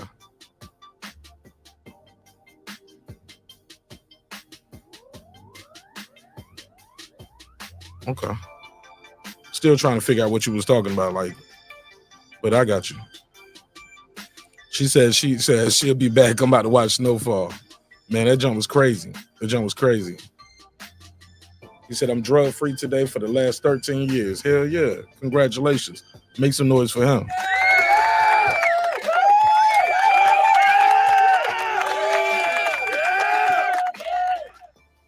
As I like the joint. Haplotype, he said, I saw it, food. It's a good one. Yeah, it was a damn good one, man. It was a damn good one. I enjoyed that episode. I hate I watched it. I should have waited till next week and watched both of them together because I hated watching it. I was like, what's going to keep me busy all week? Got to find me another good show, man. I hate that one is over. Wu-Tang is over. Snowfall is over. I wish they were in power right now, but damn. That last one is trash. Philip H said, when we kick it, my brothers never let me, when we kick it, my brothers never let me do any drugs or alcohol. I'm crazy. I'm a crazy dude sober. Yes, it ain't for everybody, Philip H. It's not for everybody. Everybody should not be consuming drugs and alcohol. And that's just a fact, though. It affects everybody different. You feel me? So that's a good thing. Shout out to your brothers. Keeping you on your square, you know? You need good people like that. The Boston Sonnets, excuse me. He's talking to Porto. Sir Senior said, do you eat the worm? That's a myth. Ain't no worm in my tequila bottle. That ain't it. They don't put that in the Don Julio bottle, dog. You can see right through that bottle. Now, I have been to Mexico, and they did have that type of tequila there. I saw it there. It was expensive, too. But, I was good on that. I was like, give me what I know. Give me what I know. I ain't rocking with none of that exotic stuff, man. I'm good on that. And I'm going to put a pause on you, too, Sir Senior. Don't you ever in your life put a case on you, homie. Don't you ever in your life or my life ask me about eating a damn worm. Are you crazy? Are you crazy, Sir Senior? How did you even type that? Nah, ain't no pause. You should have said that. I know. It's cool. She said, I don't fuck with no brown. She said, I'm like you, Mark, vodka. I'm good on the vodka, maybe because I drank vodka a lot when I was younger. Like when I was in the army, I was drinking that Korean vodka, like anywhere we went. You know what I'm saying? They call that soju. Nah, I'm good on vodka. Those Ciroc days when Ciroc was popping, man, we would get those super big bottles of Ciroc. Grey Goose. Yeah, we was mixing them up, man. That Belvedere. Yeah, I lived through that Rockefeller era, so we was getting that Grey Goose and Belvedere and all of that shit, man. That brown, we was drinking like Incredible Holts. That's when you mix the Hypnotic with the Hennessy and the drink turned green. Man, I'm good now. I'm good, man. Water. I drink more water than anything. But I definitely rock with some tequila, though, if anything. Or some wine. I drink some red wine. Red wine or some tequila, but I'm good on pretty much everything else. I like Riesling. Riesling wine, too. So I drink some white. Might drink some Riesling. But that's it, though. Red wine, Riesling, maybe a red wine. I drink a bitter red, too. I don't need a sweet red. I like a bitter red sometimes, have a bite to it. Pause. Somebody said, did you know Jerome directed last week's episode? The one where he dies? Oh, the one where Louis recovering from after he dies. I did not know that. That's dope. That's dope. Facts, Irvin. You got to know yourself. Somebody said, the worm is mezcal, bro. All right. I ain't messing with the cow then. I'm good on the mezcal. I ain't messing with the cow. I'm straight. Philippe said, last time I was lit, Mark Nash, I got arrested for fighting in a parking lot. Drunk as fuck. Who was you fighting? Damn, dog. What you in there fighting for? And who are you fighting? For what, though? You one of those type of drunks. You get drunk and you want to fight somebody. That's crazy. Put a case on you. Philip H. That's never good. Yeah, I know somebody like that. Every time they have a drink, they either gonna cry or they gonna fight. Sometimes they gonna do both in the same night. Bars.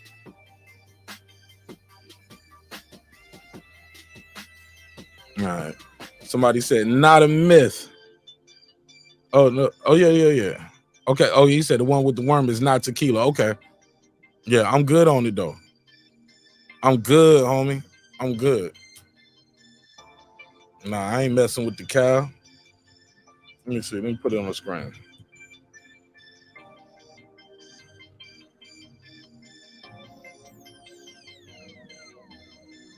Okay.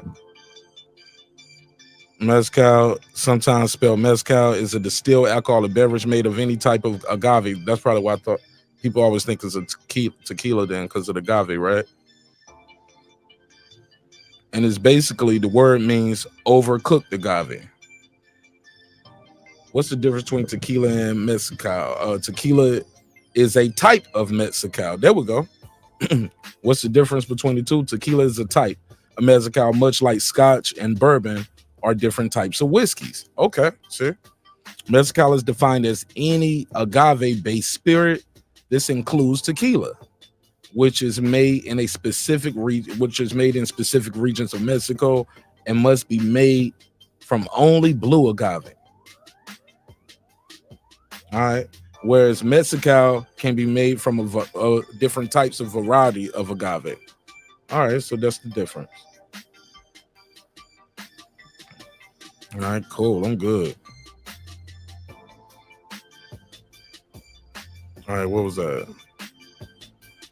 Yeah, the work is in the bottle mostly. All right, I'm good. I'm good on it. Y'all niggas heavy on that. Y'all be drinking that? Y'all be drinking that? Y'all drunk that before? I ain't drunk it. All right.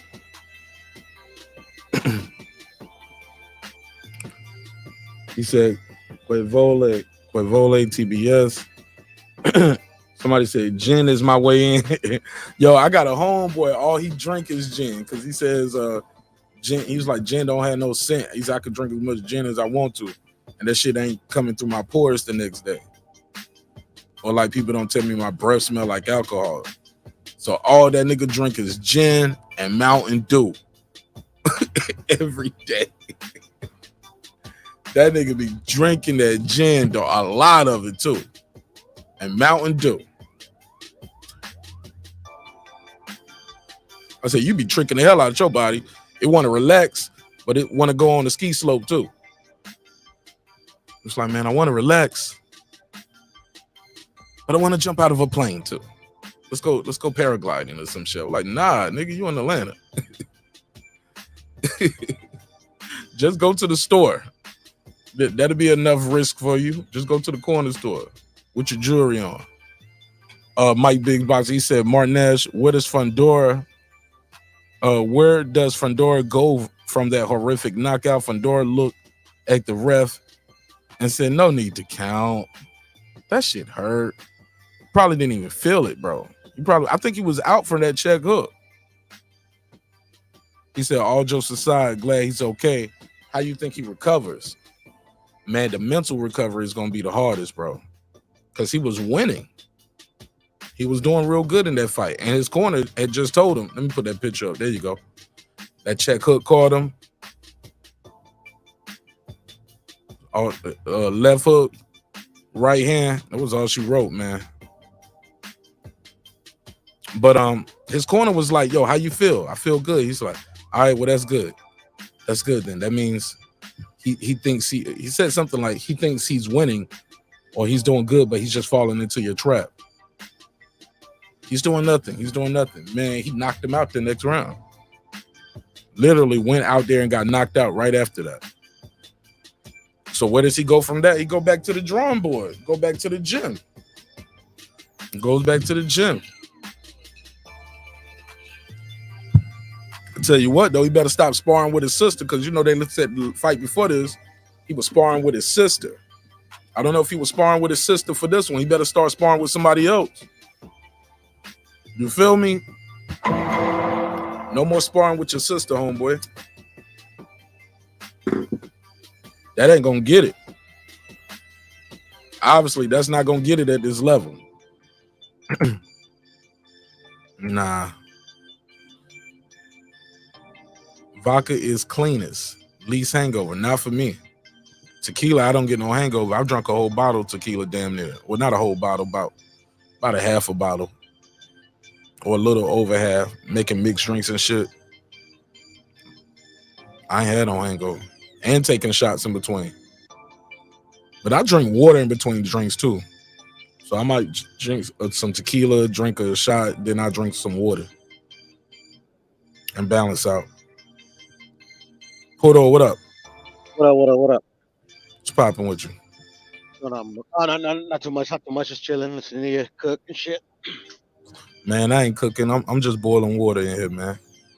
Oh, it's all good. Just boiling water, baby. You seen me cook. Just chopping it up with y'all. I started to make this a members only episode, but I was like, fuck it. I'll go live. You decided to be generous to all the fans. I guess. Porto. I guess. How you feel though? Man. I'm feeling all right. How about yourself? I'm good. Hey, look, sometimes I do those members only videos, man. I'll see like 10 people watching and probably maybe 1 or 2 people type. Then I look up sometimes and be like, damn, it's 15 of y'all in here. Nobody's talking, nobody's typing. They just all just sitting there looking at me. I'm like, damn, man, I see y'all in there. I don't know who's in there, but I can see, you know, damn, it's 20 people watching on members only, but nobody's typing. Yeah, they're probably at work watching, you know. Yeah, I get it. Sound good. Yeah, man. All of them at work, man. I mean, yeah, I would say so. Okay. Well, everybody got like different hours and shit, you know. I feel like a lot of. I guess all. Yeah, because they're in different time zones. Like I feel like you know, like some of the homies that go on late, you know, but they be going on live when they're at work. I don't know, like they do jobs like security or something, or maybe like an office job. the ones that are like kind of working late. And then you're talking about somebody like JK, like Jed Kyle. He's in Australia. It's like daytime when people are live. So he might be at work on his day job. Yeah. I get it. So everybody's at work. I get it. Ironically, they all in different world at the same time. They all at work, but it's all good. But I don't trip though, man. Shit, because I'm talkative as fuck. I sit and talk to myself all night, like I did on that Mike Tyson thing. Right. I try to pick topics that I'm comfortable with, and I'm passionate about, or I'm knowledgeable about, or I'm gonna do some research about it right here live on the air. But yeah, I'm good, man. Sit and yap it up all night. Yeah, man. Yeah, I was gonna tell you, I went to Tequila Jalisco, I don't know, a few years back, and they have obviously a bunch of distilleries. That's where the drink comes from. But yeah, mezcal is made from the same plant, But like the difference is like to be called tequila has to be triple distilled. It's actually a law. Like if you label a tequila that's not triple distilled, you get fined and shit like that. And it has to be blue agave, right? It has to be blue agave, correct? Even the mezcal is made out of blue agave. Not all the mezcals, but most of it. But then they have they also, and I think a lot of people get it mixed up because a lot of people are like you're saying, like, oh yeah, I don't want to try mezcal, I don't try mezcal. But I think you're thinking of a drink called pulque. It's made from this plant called. I'm sorry, brother. Is it an expensive bottle? I just remember I was somewhere and they was like, this right here, blah blah blah. This people saying you got to get this, when you go to Mexico. It's the one with the worm. That's what they called it. But I was like, man, I'm like, nah, I'm good. Yeah, it's just a garnishment, to be honest. Like, most people don't drink the worm, but like most of them have it. But yeah, they have really expensive bottles of mezcal. When I went to Mexico this last time that I went, I bought some flavored mezcal. I had like some horchata mezcal, and they had like some what kind, like some strawberry mezcal. It was actually pretty good. Last time I went to Jamaica, I brought some tequila with me, dog. Nice. Like I want it because it was a lot of rum there, and I'm not a rum drinker. You know what I'm saying? Appleton and shit. Yeah. There's a lot of rum. Even when you went to like the grocery store, we found some there, but I was like, damn, all right, I get it, but I thought it would cost a little too much for like what I'm used to paying for like that. I was like, damn, all right, well next time I'll just bring some. You know what I'm saying? I ain't think nothing of it, but I remember when it was time to go again, and I was like, let me go and put this in the bag, put this right here in the suitcase, wrap this up good. My wife said, you bringing tequila? You bringing a bottle on vacation? I was like, we've been there so many times. You get what I'm saying? And I know I ain't gonna like the rum. Yeah, take what you want. Take what what you like. Yeah, I hate you. Yeah. What up, though? What you think of Ryan Garcia and his Mike Tyson interview? He was talking crazy, right? At one point. No, it was a good interview. Yeah, like they play well off each other, Mike and Ryan. What do you think of him saying, "Hey, I'm gonna shock the world"? That's what he's supposed to say. 2 rounds. On 2 rounds, I mean that's a little bit of hyperbole, but I mean it's possible. He does hit really hard, but I mean it's not likely, because Tank is too good to be taken out in 2 rounds. I don't know. Tank said I ain't bringing my mama and my kids to this fight. Oh, he's not. Nah, he said this can get ugly. He said it could get ugly for me or him. It's real serious. Yeah. No, he's been saying it's a 50-50 fight. Like you can tell he's dialed in. No, I'm just hoping for a good fight, man. I'm just hoping for a good fight, because sometimes, these fights, they're built up and they're kind of a letdown. But both of these guys are, really good boxers and they have entertaining style. So I think we're gonna be, I think they're gonna put on a good fight.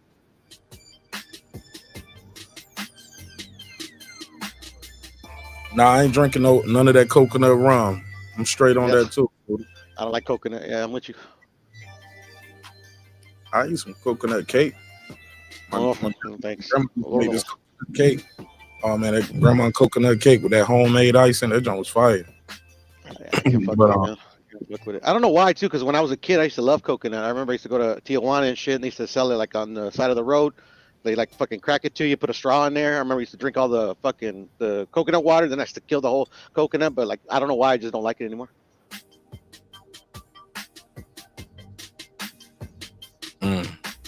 Somebody said nobody goes live a lot anymore. It's like YouTube be grabbing people's hearts. You talking about the company or you talking about like the community?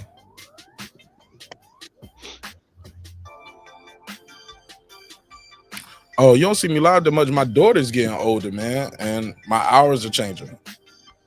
She's gonna start going live. Watch. Never. Never heard of it. Nah, she I'm ain't. with you on that one, Mark. I'm with you on that one, bro. It's scary. Like it's scary, you know, to be honest. No, she's not. And by the time she be going live, y'all ain't gonna know she Martinez's daughter. Yeah, I hear Y'all you, man. I hear you. online. It's like once you start doing that, I'm disowning you. Okay, just letting you know. Yeah, You want to that's funny, post or man. get paid? Right? Somebody said I fell asleep. I'm like, yeah, man, y'all good, man. Everybody here telling me they at work and all that stuff. And nah, man, y'all good.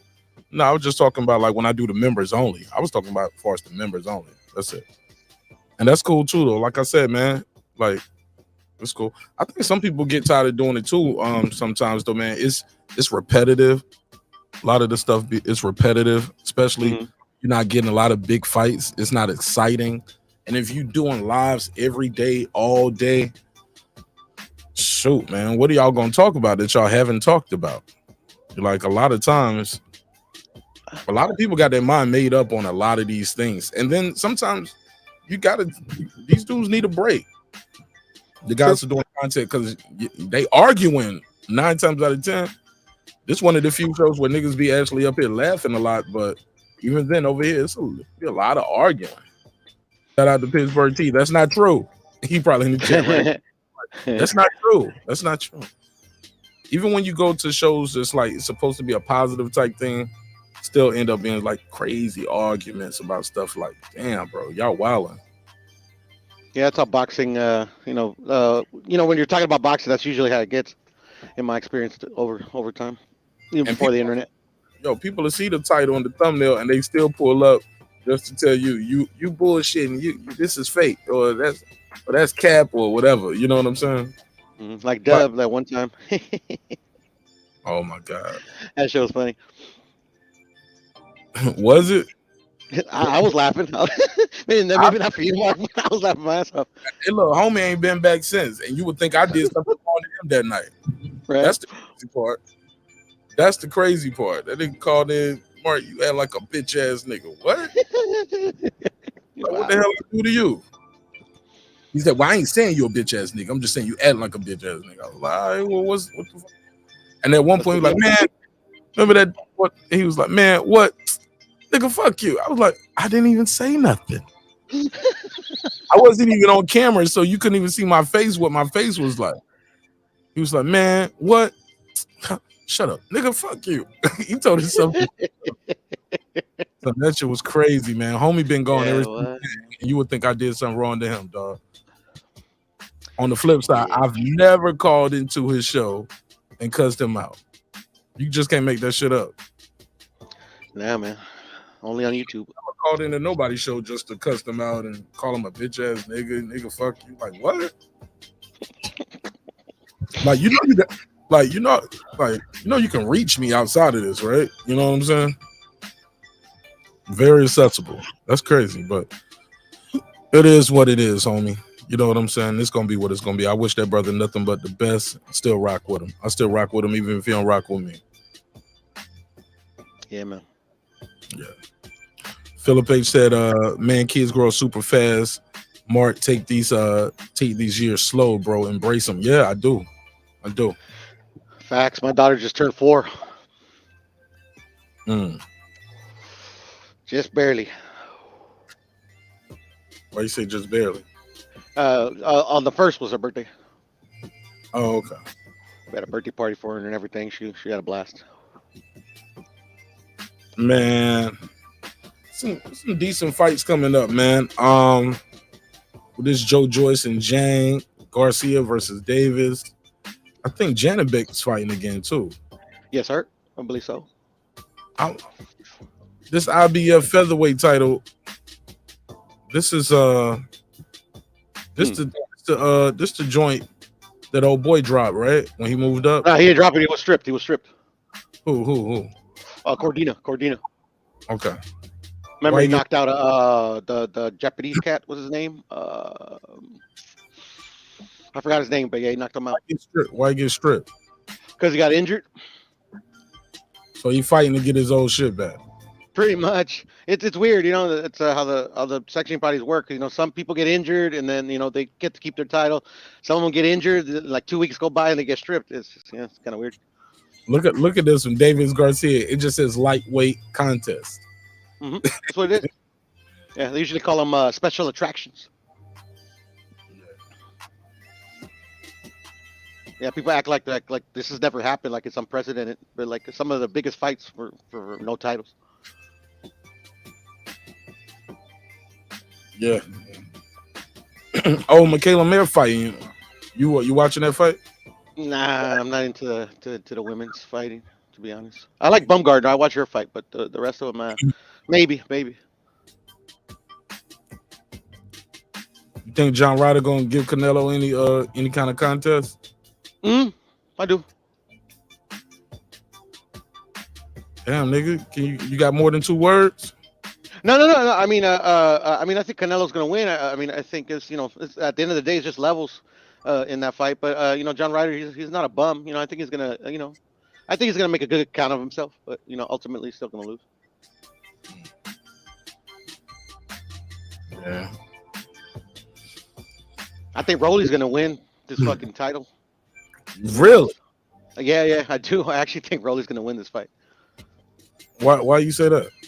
I don't think Puello's that good, and like I obviously I think he's like better than Rolly, but Rolly did fight a whole lot better than he usually fights versus Tank, even though he lost. That's just because Tank, is just he's just the better fighter that night. But yeah, I just think with the power he has and what I've seen against Tank, I think he might pull it off.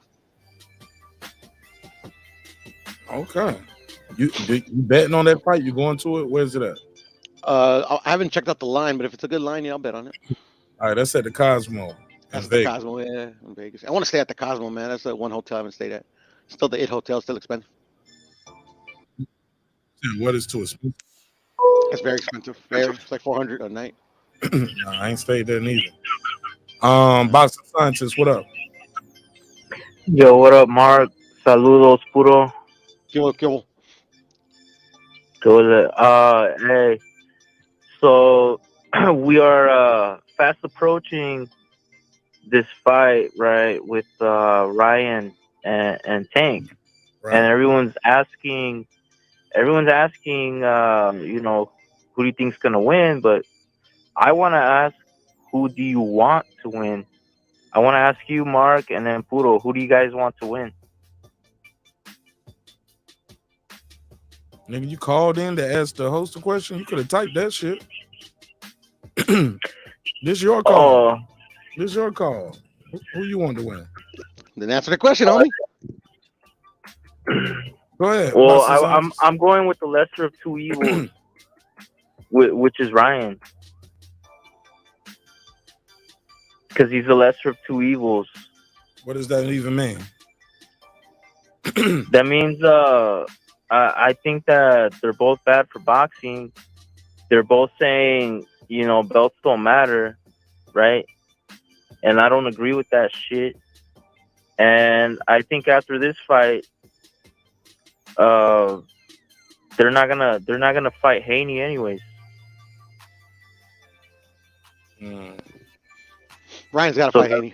That's why I think Ryan might fight him. He's shown more balls than Tank, but Tank definitely has let me down, man.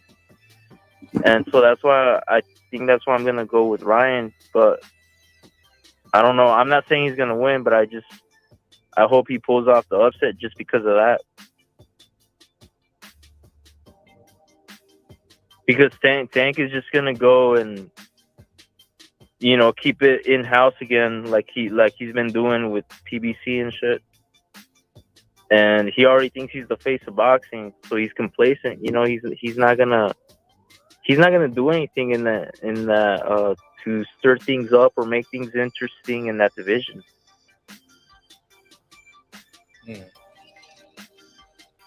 What do you think, Puro? To be honest, I don't have like a horse in the race. Both of these guys are my favorite fighters. I'm just glad that they made the fight. I actually think Ryan's going to win the fight. I think he's going to decision him, but Tank is definitely capable. I think Tank is probably favored. Because of his experience and stuff like that. But I got Ryan winning this fight. And making the rematch after. Wow, you're the first one I've heard say that, Puro. And you know what? I hope you're right, but I seriously fucking doubt that, and I'll tell you why. Think about it.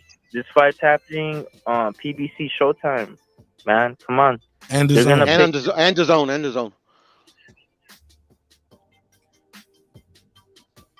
Yeah. But you know that Tank as the A side, the judges are gonna favor the A side. The ref is probably gonna be on his side too, man. We seen A sides lose all the time. We just saw A side get knocked the fuck out this last weekend. Timber. I mean, if he knocks him out, he knocks him out. But Puro said that Ryan's gonna beat him by decision, which I don't think that's possible because of what I just said. The judges are gonna be on Tank's side. The ref is gonna be on Tank's side too. Well, I think they're both A sides, so so I think Ryan's got just as much shot as Deontay, Tank to win a decision. Oh yeah, well I hope you're right, man. But I disagree. I respectfully disagree, man. Because like, didn't Ryo just get fucked over on the PBC? That's what people say, but I haven't rewatched that fight. I knew it was a close fight. Yeah, it was. Colbert was an A side though, right? Yep. I don't think so. Nah, he was the A side. Colbert? Yeah. Really? Okay. Yeah, he was the A side.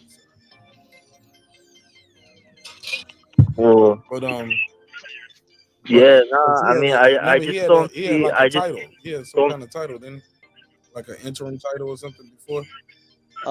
Nah, he fought for one and he lost. He got knocked out. Oh no, he didn't get knocked out. He got decision. Nah, Kroger had some kind of little second tier belt was walking around with. Yeah, I remember that. It's like I want my title back or something like that. Let me see. If I'm not mistaken. Sometimes we gotta fact check the fact checkers, bruh. Who said that first? Come on. Puro? Come on. No. It never heard of it. There we go. He had a WBA interim world super featherweight title. It was the interim. He got that from D Nambir. Oh, he beat King Tug or whatever. Yeah, King Tug.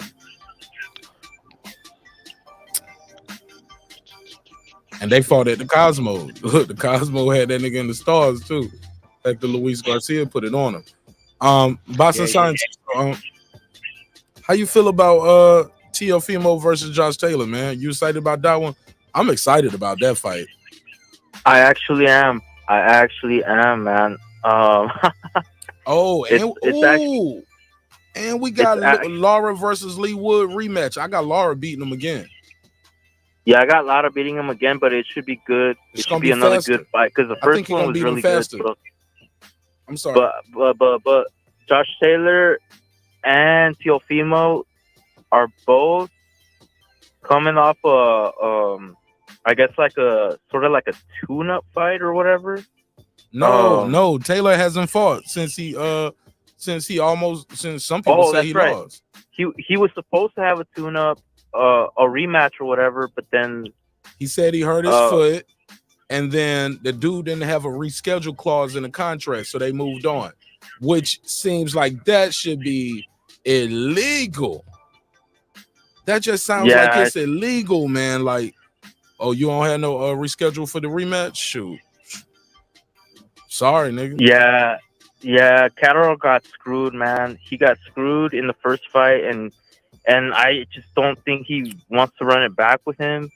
And he Because signed a it's high- contract, bro, with some people that said, I'm gonna get you this fight. And then he locked into a promotional contract type thing that he was a free agent before. They negotiated this deal for him, and then he ain't get this shit. Like, I would just, oh my God, I would feel so screwed over if I was Jack Catterall. Yeah, I feel for the guy. I never heard of him before until Josh Taylor fought him, but man, he impressed me in that fight, and I feel for the guy. But hey, that's boxing politics for you, man. Contracts, no, that's not having a good contract. That comes with not being the A side. That's like something a skilled negotiator would do for you. Like, right. yeah, Well, let's sign a contract. That all like, falls. and then That all say, falls under politics. And then we're like, look, we got a better fight for you.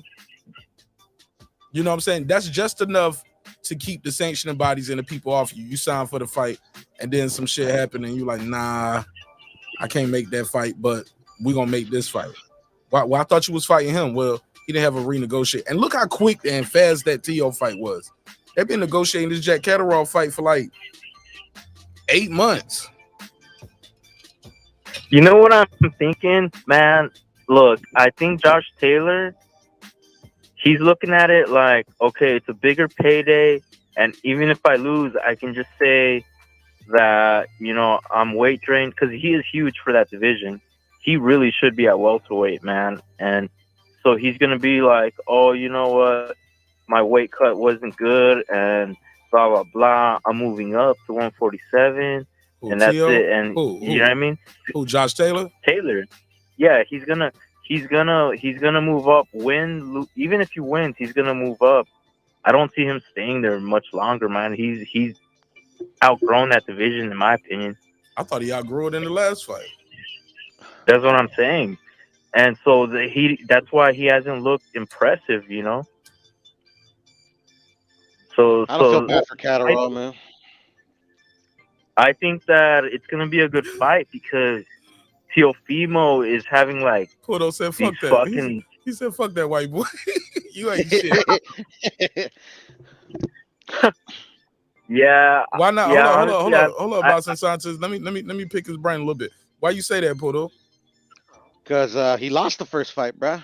I mean, like it was a close fight, bro. But the judges pick who they picked. You know, I don't think I don't think it was a robbery. Like it's like fucking egregious or anything that's like not that. what he's talking about. The scientist is talking about when you sign, like you've been negotiating, waiting for this fight. You've been on the show waiting for this fight, and you've been trying to get this fight. You got the fight.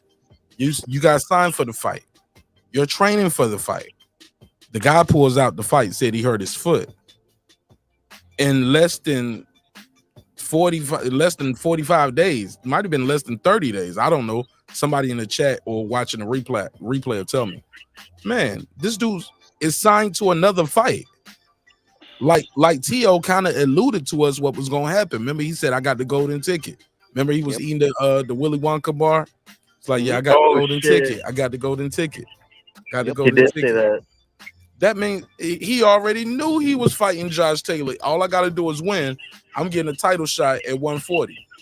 And I'm getting a guy who's older, guy who's been at the weight a little bit too long, who ain't fought in a year. T.O. had 2 fights, right? Since Josh Taylor fought once. Yes, sir. When did T.O. When did he fight Camper? In fucking March. No, was it? No. Was it March? No. Got you right here. Hold on. Let me see. Because Josh Taylor fought in February of 2022. Teofimo, the Takeover Lopez, fought December 22. He fought. Yeah, he fought twice. He fought in August and he fought in December. And he's about to fight Josh Taylor. This is gonna be his 3rd fight in less than a year. Josh Taylor only fought once in the last. By the time they fought, his fight is gonna be. It's gonna be one time in 12 February. Where we at? When they fighting? March, they April. Fighting May. In May, right? All right. So one fight. This gonna be. He's had one fight in 16 months. By the time he stepped in the ring with Teofimo. Sounds about right. That's gonna be Teofimo's 3rd fight in a year, in less than a year. Actually, it's gonna be his 3rd fight in 10 months. That's good activity right there. Right. Top rank got him back in position. Yes, sir. This gonna be your third fight in 10 months, bro. This dude you fighting ain't fought in 16 months. T.O. supposed to win this fight. I got him winning. He's Yeah, supposed he to just win. gotta get his mind right, you know. I don't know if he's gonna beat Josh Taylor though. That's what Neither I'm do I, saying. but I think he's gonna pull it off. But you're gonna get what I'm saying. Fight dirty. You're gonna get some elbows, Josh some Taylor- headbutts. Yeah, He might throw you to the ground just to show you how strong he is. He gonna blow up in weight too. He gonna weigh 147. He gonna come in that bitch about 160. yeah. He was a more skilled fighter, though, in my opinion. He is a dirty boxer. That's why I don't like him either. You know, he is gonna be doing all that shit. Nah, you like that So- shit. You like that shit when it's everybody else boxing scientists. Don't act like that because he's a white guy. No, I don't. I don't like when Floyd would use his forearm on his opponents, or I don't like when I don't like that. Those, you know, like B-Hop. Okay, he might be the only one I let slide just because he's so fucking cool as fuck. But nah, I don't really like dirty boxers, man. Hey, look, his job is to rob the bank. The referee job is to stop the robbery. Or to assist the robbery. Stop it. It's always a robbery when your guy lose. My guy always wins, so I don't know. Maybe he's talking to you, Simon. Where Nah. where are they fighting? Where what venue? Probably Where's- Vegas. Or New York. See- New York, actually, probably. Let me see. T.O. and Taylor is gonna be in New York City, Madison Square Garden. T.O.'s supposed to win this Oh. fight. Oh They fight, yeah, they See? fighting in the Hulu. Okay. They fighting at the Hulu room, Okay, little room. okay. So But they the gonna reason pack I that shit ask out. is- the reason I ask that is because that's gonna play a major factor on who gets away with what. All these little dirty tactics that Josh Taylor's used to getting away with. If they're fighting in New York, nah, it's not gonna fly. So at this Hold on, point, T.O. got beat by Cambosos in New York. yeah, He did. because he just fucked them up. Oh, Cambosos I thought fucked T.O. won them up. 11-2, but that's just me. Cambosos didn't fight dirty. Cambosos straight up just fucked them up, you know? Nah, let some T.O. fans tell you that cut that we saw was illegal. I thought that I remember the referee said that cut from a punch, and he had like a I didn't see crescent nothing. moon like side of on his eye. T.O. I didn't see. Go ahead. I did not see nothing. I did not see anything illegal from Cambosos, man. It was a tough fight, and I thought Cambosos did enough to pull it off. I thought he was gonna get robbed because they were in New York, but the judges got it right to their credit, you know. Yeah, that fight won. By the time that fight was over, I think everybody knew who won that fight. Yeah, even the crowd was fucking booing. No, they booed their T.O. own- Yeah, they booed T.O. They But boo- T.O. was like, you they- hear the crowd booing? They know I won. Like they ain't booing the decision. They booing this speech you doing right here. exactly Doing it for the hood. delusional. Ah! Yo, You know what I'm saying? Like- hold up. That was the Latino version of doing it for the hood. Like what Adrian Pretty Broner? much, bro. Get the fuck out of here. It He was doing never it for the barrio. He was doing it for the barrio.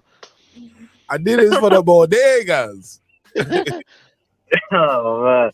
For the Yeah, no, he lost vatos, my respect. everybody. He lost. Yeah, I'm sorry. I was a Tio fan, and I still low key am, but he's got to redeem himself, yo. Like he really let me down with that Cambosos fight, and especially the fact that he could not take his L like a man, bro.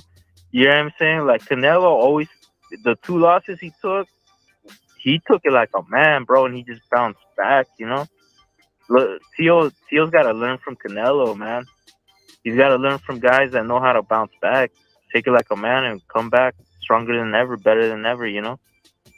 He's on a 2-fight win streak. He coming back. He's about to be on a 3-fight win streak and a new champion. Oh, Tio. I'm rooting for him, but I don't know, man. His mind got to be right, or he's going to get fucked up. yeah, I'm rooting for the kid too.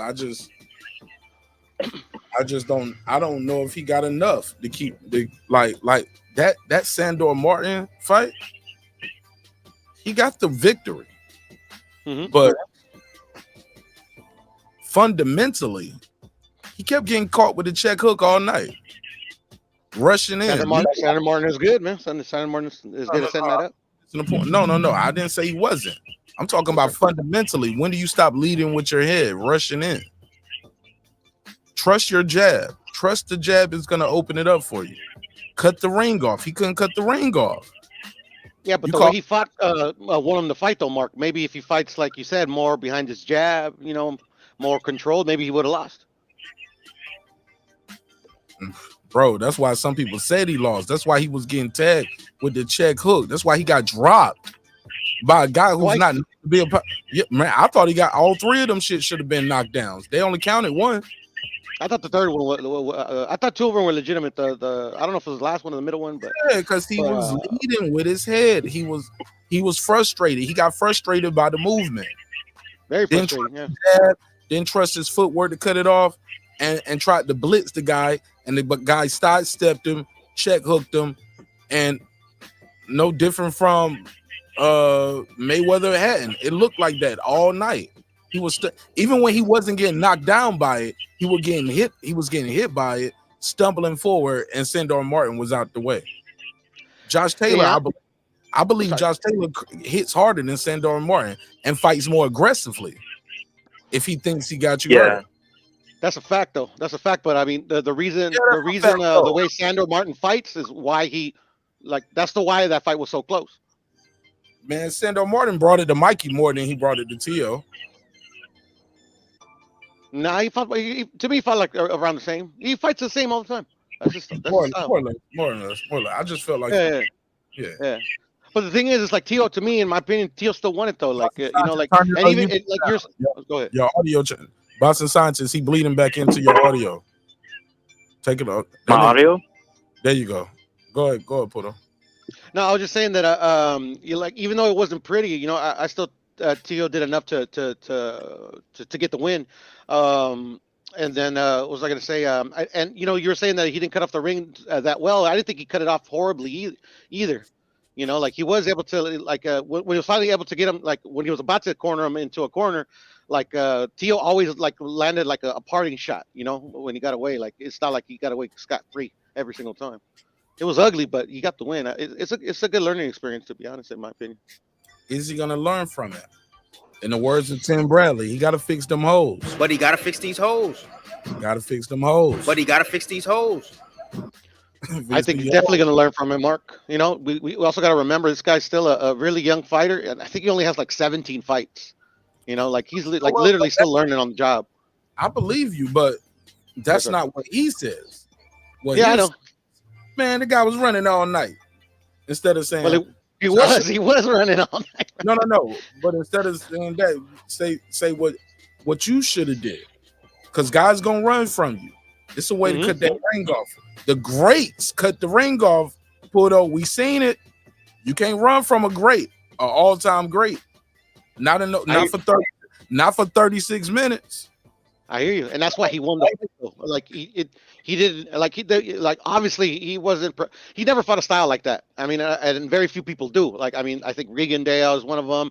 That guy. Who else fights like that? Rigondeaux break jaws. What are you talking about? Yeah, but I mean, like we've all seen him fight in that manner. And we all seen the killer Rigo come out too. I've never seen Sandor Martin do one punch knockout, breaking jaws or breaking guys. He has it in him. He just prefers to box. Sandor Martin is no Rigondeaux. I'm sorry, bro. No, he ain't. Not at all. Actually, I like Sandor Martin more than I like Rigondeaux. Man, I like Rigondeaux. I think that was an image that was being painted about Rigondeaux. I can never fuck with him, Mark. I think he makes like a boring fight an art form, bro. Man, I mean, like knocking guys out, breaking their jaws. I take no credit away from his wins, bro. It's just not. Yeah, it ain't for me, man. A jaw break to make the nigga quit. Boom. Man, yeah, those fights were awesome. Those fights were awesome, especially against the Japanese dude. But I mean, shit, most of his fights don't thank you. Man, you tripping. Check, please. Nah, man. Rigondeaux beat some dudes, bro. Yeah, He beat a lot of Nonito, dudes. right? Yeah, he beat Nonito. Yes, he did. You know what I'm saying? Yes, I would sir. love to. Man, I can't. I mean, I need to go and do my Nonito joint when he come back and chop it up with the legend, man. And I really want to go through his career and chop it up with him, man, because I want to pick his brain. Because man, when I say he's one of my favorite people in boxing, I really mean that shit. Him I've seen him live. and Stitch Duran. Him and Stitch Duran, they like two of my favorite people in boxing. Like these dudes are just so their hearts are so, and look, both of them like Nonito, a Hall of Famer. I'm trying to get Stitch in there. They ain't never had a cut man in there. What they telling me? I was like, well, he need to be in there. Let's get him in there. Shit. They gotta get Joe Souza in first, though. Like I said, I want Stitch Duran in there. I ain't got no old boy. He's dead. Joe Souza's dead, but he's one of the legendary cut. That's probably why I didn't have no relationship with him. Respectfully. You remember him though? Like he was the one that used to wear the stickers on his head. Hold on, what's his name? How you spell his last name? Souza. It's Souza. He's like real famous being Arturo Gotti's cut man. Like when he was fighting Wilson Rodriguez. Like when they asked him how many fingers I'm holding up, he tapped him on the leg to tell him, you know, how many times. Yeah. Oh, okay. I know him from that. Okay, he was with Klitschko. Was he Klitschko's cut man when he lost that fight to Lewis? I don't remember, to be honest, Mark. I'd be lying if I said I did. Joe Souza, yeah, man. Well, Stitch Duran got to open the door, and we can get all. Well, no, Stitch Duran's a goat too, bro. Yeah. Stitch Duran gonna open the door and get all them guys in there. He's literally everywhere. He's the only cut man that's known right now. You know? He's famous in his own right. Yeah, he's famous, man. Like one more round, Stitch. One more round. Man, they put him in like movie. Man, I remember watching that One More Round commercial before I even started YouTube and knew I was gonna be. Hey, the boxing scientist. Hey, look, man, you gotta fix that background noise. It sounds like you got me on speaker or your Bluetooth thing, but I can hear the rattle. There we go. Whatever you change, that's good. But I remember watching a commercial for him before I even got in YouTube, before I even knew I would ever meet him or interview him. And I just like the guy. He's a likable guy, man. He is. Man, and man, he gave me a chance, did that interview with me, man. And shoot, we've been chopping it up since. Man, Puto, when we gonna play the video, man? I want to watch it too, bro. I've been looking forward to it too. Let's do that shit. It's gonna take an hour. Well, let's do it, man. I got an hour. You want to do it now? Let's do it. Put it on. Crack it on. I'm gonna do it now. I'm going to members only though. It's a members only thing. For sure. Yeah, because I'm a member. It's the private screening. I let's do that. Boston Sanchez hung up. He's like, well, fuck y'all, I'm out of here. Or he hung up and said, well, fuck it, let me go sign up for members only. Hey, what do you mean by that? There you go. You got a new member, bro. What up? Yeah, but let's do that. I'm gonna do this private screening of the Stitch Duran film. The guy who put this together, Stitch produced it. The guy who put it together for him, unfortunately, passed away. And God rest his soul. Yeah, God bless his soul. But Stitch produced it. He said I own all the rights to it. Wait, not I, Mark Nash. I, as in Stitch Duran, said I own the rights to it. He wants us to watch it, and he wants to come back on the show, do an interview, and want to know what we think, because it talks about like a lot of the bad side of boxing, but it's a lot of celebrities in here. Like he got Mike Tyson. I think he said he got Mike Tyson in here before the face tattoo. You get what I'm saying? So it's a lot of so I kind of want to chop it up with Stitch and talk about revamping this and putting this documentary back out. You get what I'm saying? Yes, sir. But making it clean and crisp, chopping it up with him almost, and then we cut to something else. And I'll fly to Vegas for that. You know what I'm saying? Yes, sir. I make that a weekend. Let's put this documentary back together, man. You know what I'm saying? But I'll do a private screening for that right now, man. And let's watch that, and that's what we'll do on members only, and we'll close it out. Let's. He said let's. All right, let me do this real quick. I'm gonna make the link real quick, but put up before I let you go. Yes, sir. Final thoughts on anything that's going on, anything you want to talk about with boxing. Mm, is the fight next weekend, right? Tank and Ryan. Saturday. Yeah, I can't believe it, man. Seriously, it's still kind of surreal that this fight is happening, bro. I'm like really excited for it. I can't wait to happen. I hope for a good fight. You know, unfortunately, one of them's got to lose, but it is what it is. You know, Man, but at the end of the day, I get nervous right before, like, as the fight get closer. Like I got money on the fight because I know how much is on the line. Even though, like, people say, man, they ain't fight for nothing. If Tank Davis loses this fight, dog, it changes the lightweight landscape. If Ryan Garcia lose, many people are saying, well, I thought he was going to lose anyway. You know what I'm saying? Mm-hmm. Yeah, man. I'm just glad that they made this fight happen. I'm like I've been saying it, like, even before I was on YouTube, man. These two dudes were going to be in a position to move boxing forward for the next decade or so. So shout out to them for proving me right. Yeah. All right. Well, look, let me do this. I ain't putting no thumbnail on it. But I will do this. I'm gonna put the link so you guys can watch along, or it's gonna be a members only link. But you guys can click the link and chop it up with me and Puto as we watch it. I think it's about an hour. It's about an hour. All right, Puto, I'm gonna put the link in the private chat so you can just go straight over there. Cool in the gang. See you over there. All right, man. All right, well, it's been another great episode of Breaking Beats, where we break down business, entertainment, art, technology, sports, anything else you and I feel like talking about. It's a hip-hop political sports show with a comedy twist. I'd like to let the jokes fly because life is serious enough. Poto, I heard you beeping in. I got you. Just mute your mic when you beam in. Let me close out the other. I'm going to close out the other episode, all right? So bear with me. All right, cool. Hold on, say something again. Oh, I was trying to see if they can hear you over here. I don't think they can hear you over here. All right.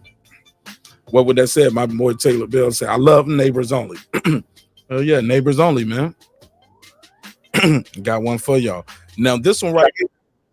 Hell yeah, man. I don't know if I'm gonna keep this on neighbors only. This might not be one I leave up. This might be a live screening and I take it down. I don't know if I'm gonna get a strike for it or not, because that content ID still works when you on neighbors only. So all right. So with that said, man, thank y'all so much for your time. Thank you for your energy. Shit, I might make this video on neighbors only. So if you saw it, you saw it. If not, you got to go to MARQ NASH Live, my backup channel for the playback. Let's see, man, live. Right, boom. So yeah, go right there, MARQ NASH Live, and you can watch. All right, man, get straight. All right, it's your man MARQ NASH. Another great episode of Breaking Beats, where we break down business, entertainment, art, technology, sports, and anything else you and I feel like talking about. Man, y'all let me know. Do y'all like this camera angle better? Like, is it a wide angle too much, or do y'all prefer me just doing the old camera way and just being right here on the FaceTime, like right here, nigga, close as hell. Bring that shit down. So. All right. So y'all let me know. All right, well, that's it, man. I love y'all. Hope you love yourself. If not, guess what? God loves you. So does MARQ NASH in the neighborhood here at Breaking Beats. I'm excited, man. Tomorrow is going down. All right. And Lisa Bell, she said the new look. This used to be the original look. And then the camera got broke. I don't know why. That camera just stopped working. The light went from green to yellow to red, and it just died. I was like, well, maybe I got to charge it up, but whatever, it went out. I just felt like it was too far away, and it's not cropped the way I wanted it, but it is what it is. It is gonna be what it's gonna be. Yeah, but it does look sharp. I remember people telling me I was looking blurry. Sometimes, like the laptop camera just start looking blurry. All right, so this does look sharper. All right, cool. All right, so this is what we're gonna be then. Definitely got to get up there on that treadmill. I can't be sitting up here like this. Show fat ass neighbor Martin Nash. You know what I'm saying? Definitely got to make sure I stay on my treadmill. With this camera right here, this shit showing it all. All right, man. I love y'all, man. Let me close this shit out. If you're a neighbor, member to the channel, we're gonna do a special screening for you guys right now with Stitch Duran. I love y'all. Hope you love yourself. If not, guess what? God loves you. So does Martin Nash in the neighborhood. Live here on Breaking Beats, where we break down business, entertainment, art, technology, sports, and anything else I can fit in these letters right up here. All right. All right, that's it for me, man. I'm not doing the neighbors only roll call right now, not because I don't love y'all, don't appreciate it. I'm just really ready to start this episode, and I got Porto already waiting, and I already got the live set up. So we're gonna start the neighbors only episode right now. Let me run this outro, and I'm gonna put it in the community tab. So look for the link in the community tab. All right, and that's it. Hey, look, man. Sometimes we're gonna agree, sometimes we're gonna disagree. Always remember this, man. Respect is free. Disrespect gonna cost you everything: your family, your freedom, your finances, most importantly, your life. All right. So let's show each other respect. Let's show each other love. And I'll see y'all tomorrow. We got the homie, that guy Eclipse. He's gonna be facing off against the homie Megazar, and they will be in the battlegrounds. It's going down in the battlegrounds, baby. Going down in the battlegrounds. And you gonna love it. They will be debating the iconic careers of Jay-Z versus Nas, and who has the claim to the King of New York, who won that battle, and who had the more cultural impact and influence. So we're going to talk about that. That is going to be dope. Clips versus Megazord tomorrow, 10:30 p.m. And we're going to have a good show. We're going to have a good show, all right? And you're going to love it. It's your man Nash, Breaking Beats. Always remember, drinks require sleep, goals require effort. You can get this hoodie that I'm rocking right here, or the t-shirts, from the link in the description block of this and pretty much damn near every video. All right, so thank you so much for your time and energy. Thank you again for allowing me the opportunity to entertain you all this evening, and I'll see y'all on the next one. Oh, before I go, I built this shit, me, brick by brick. And I'll be damned if I let you tear it down just because you don't like the way another nigga talk. and I mean that. Drive, homeboy. This that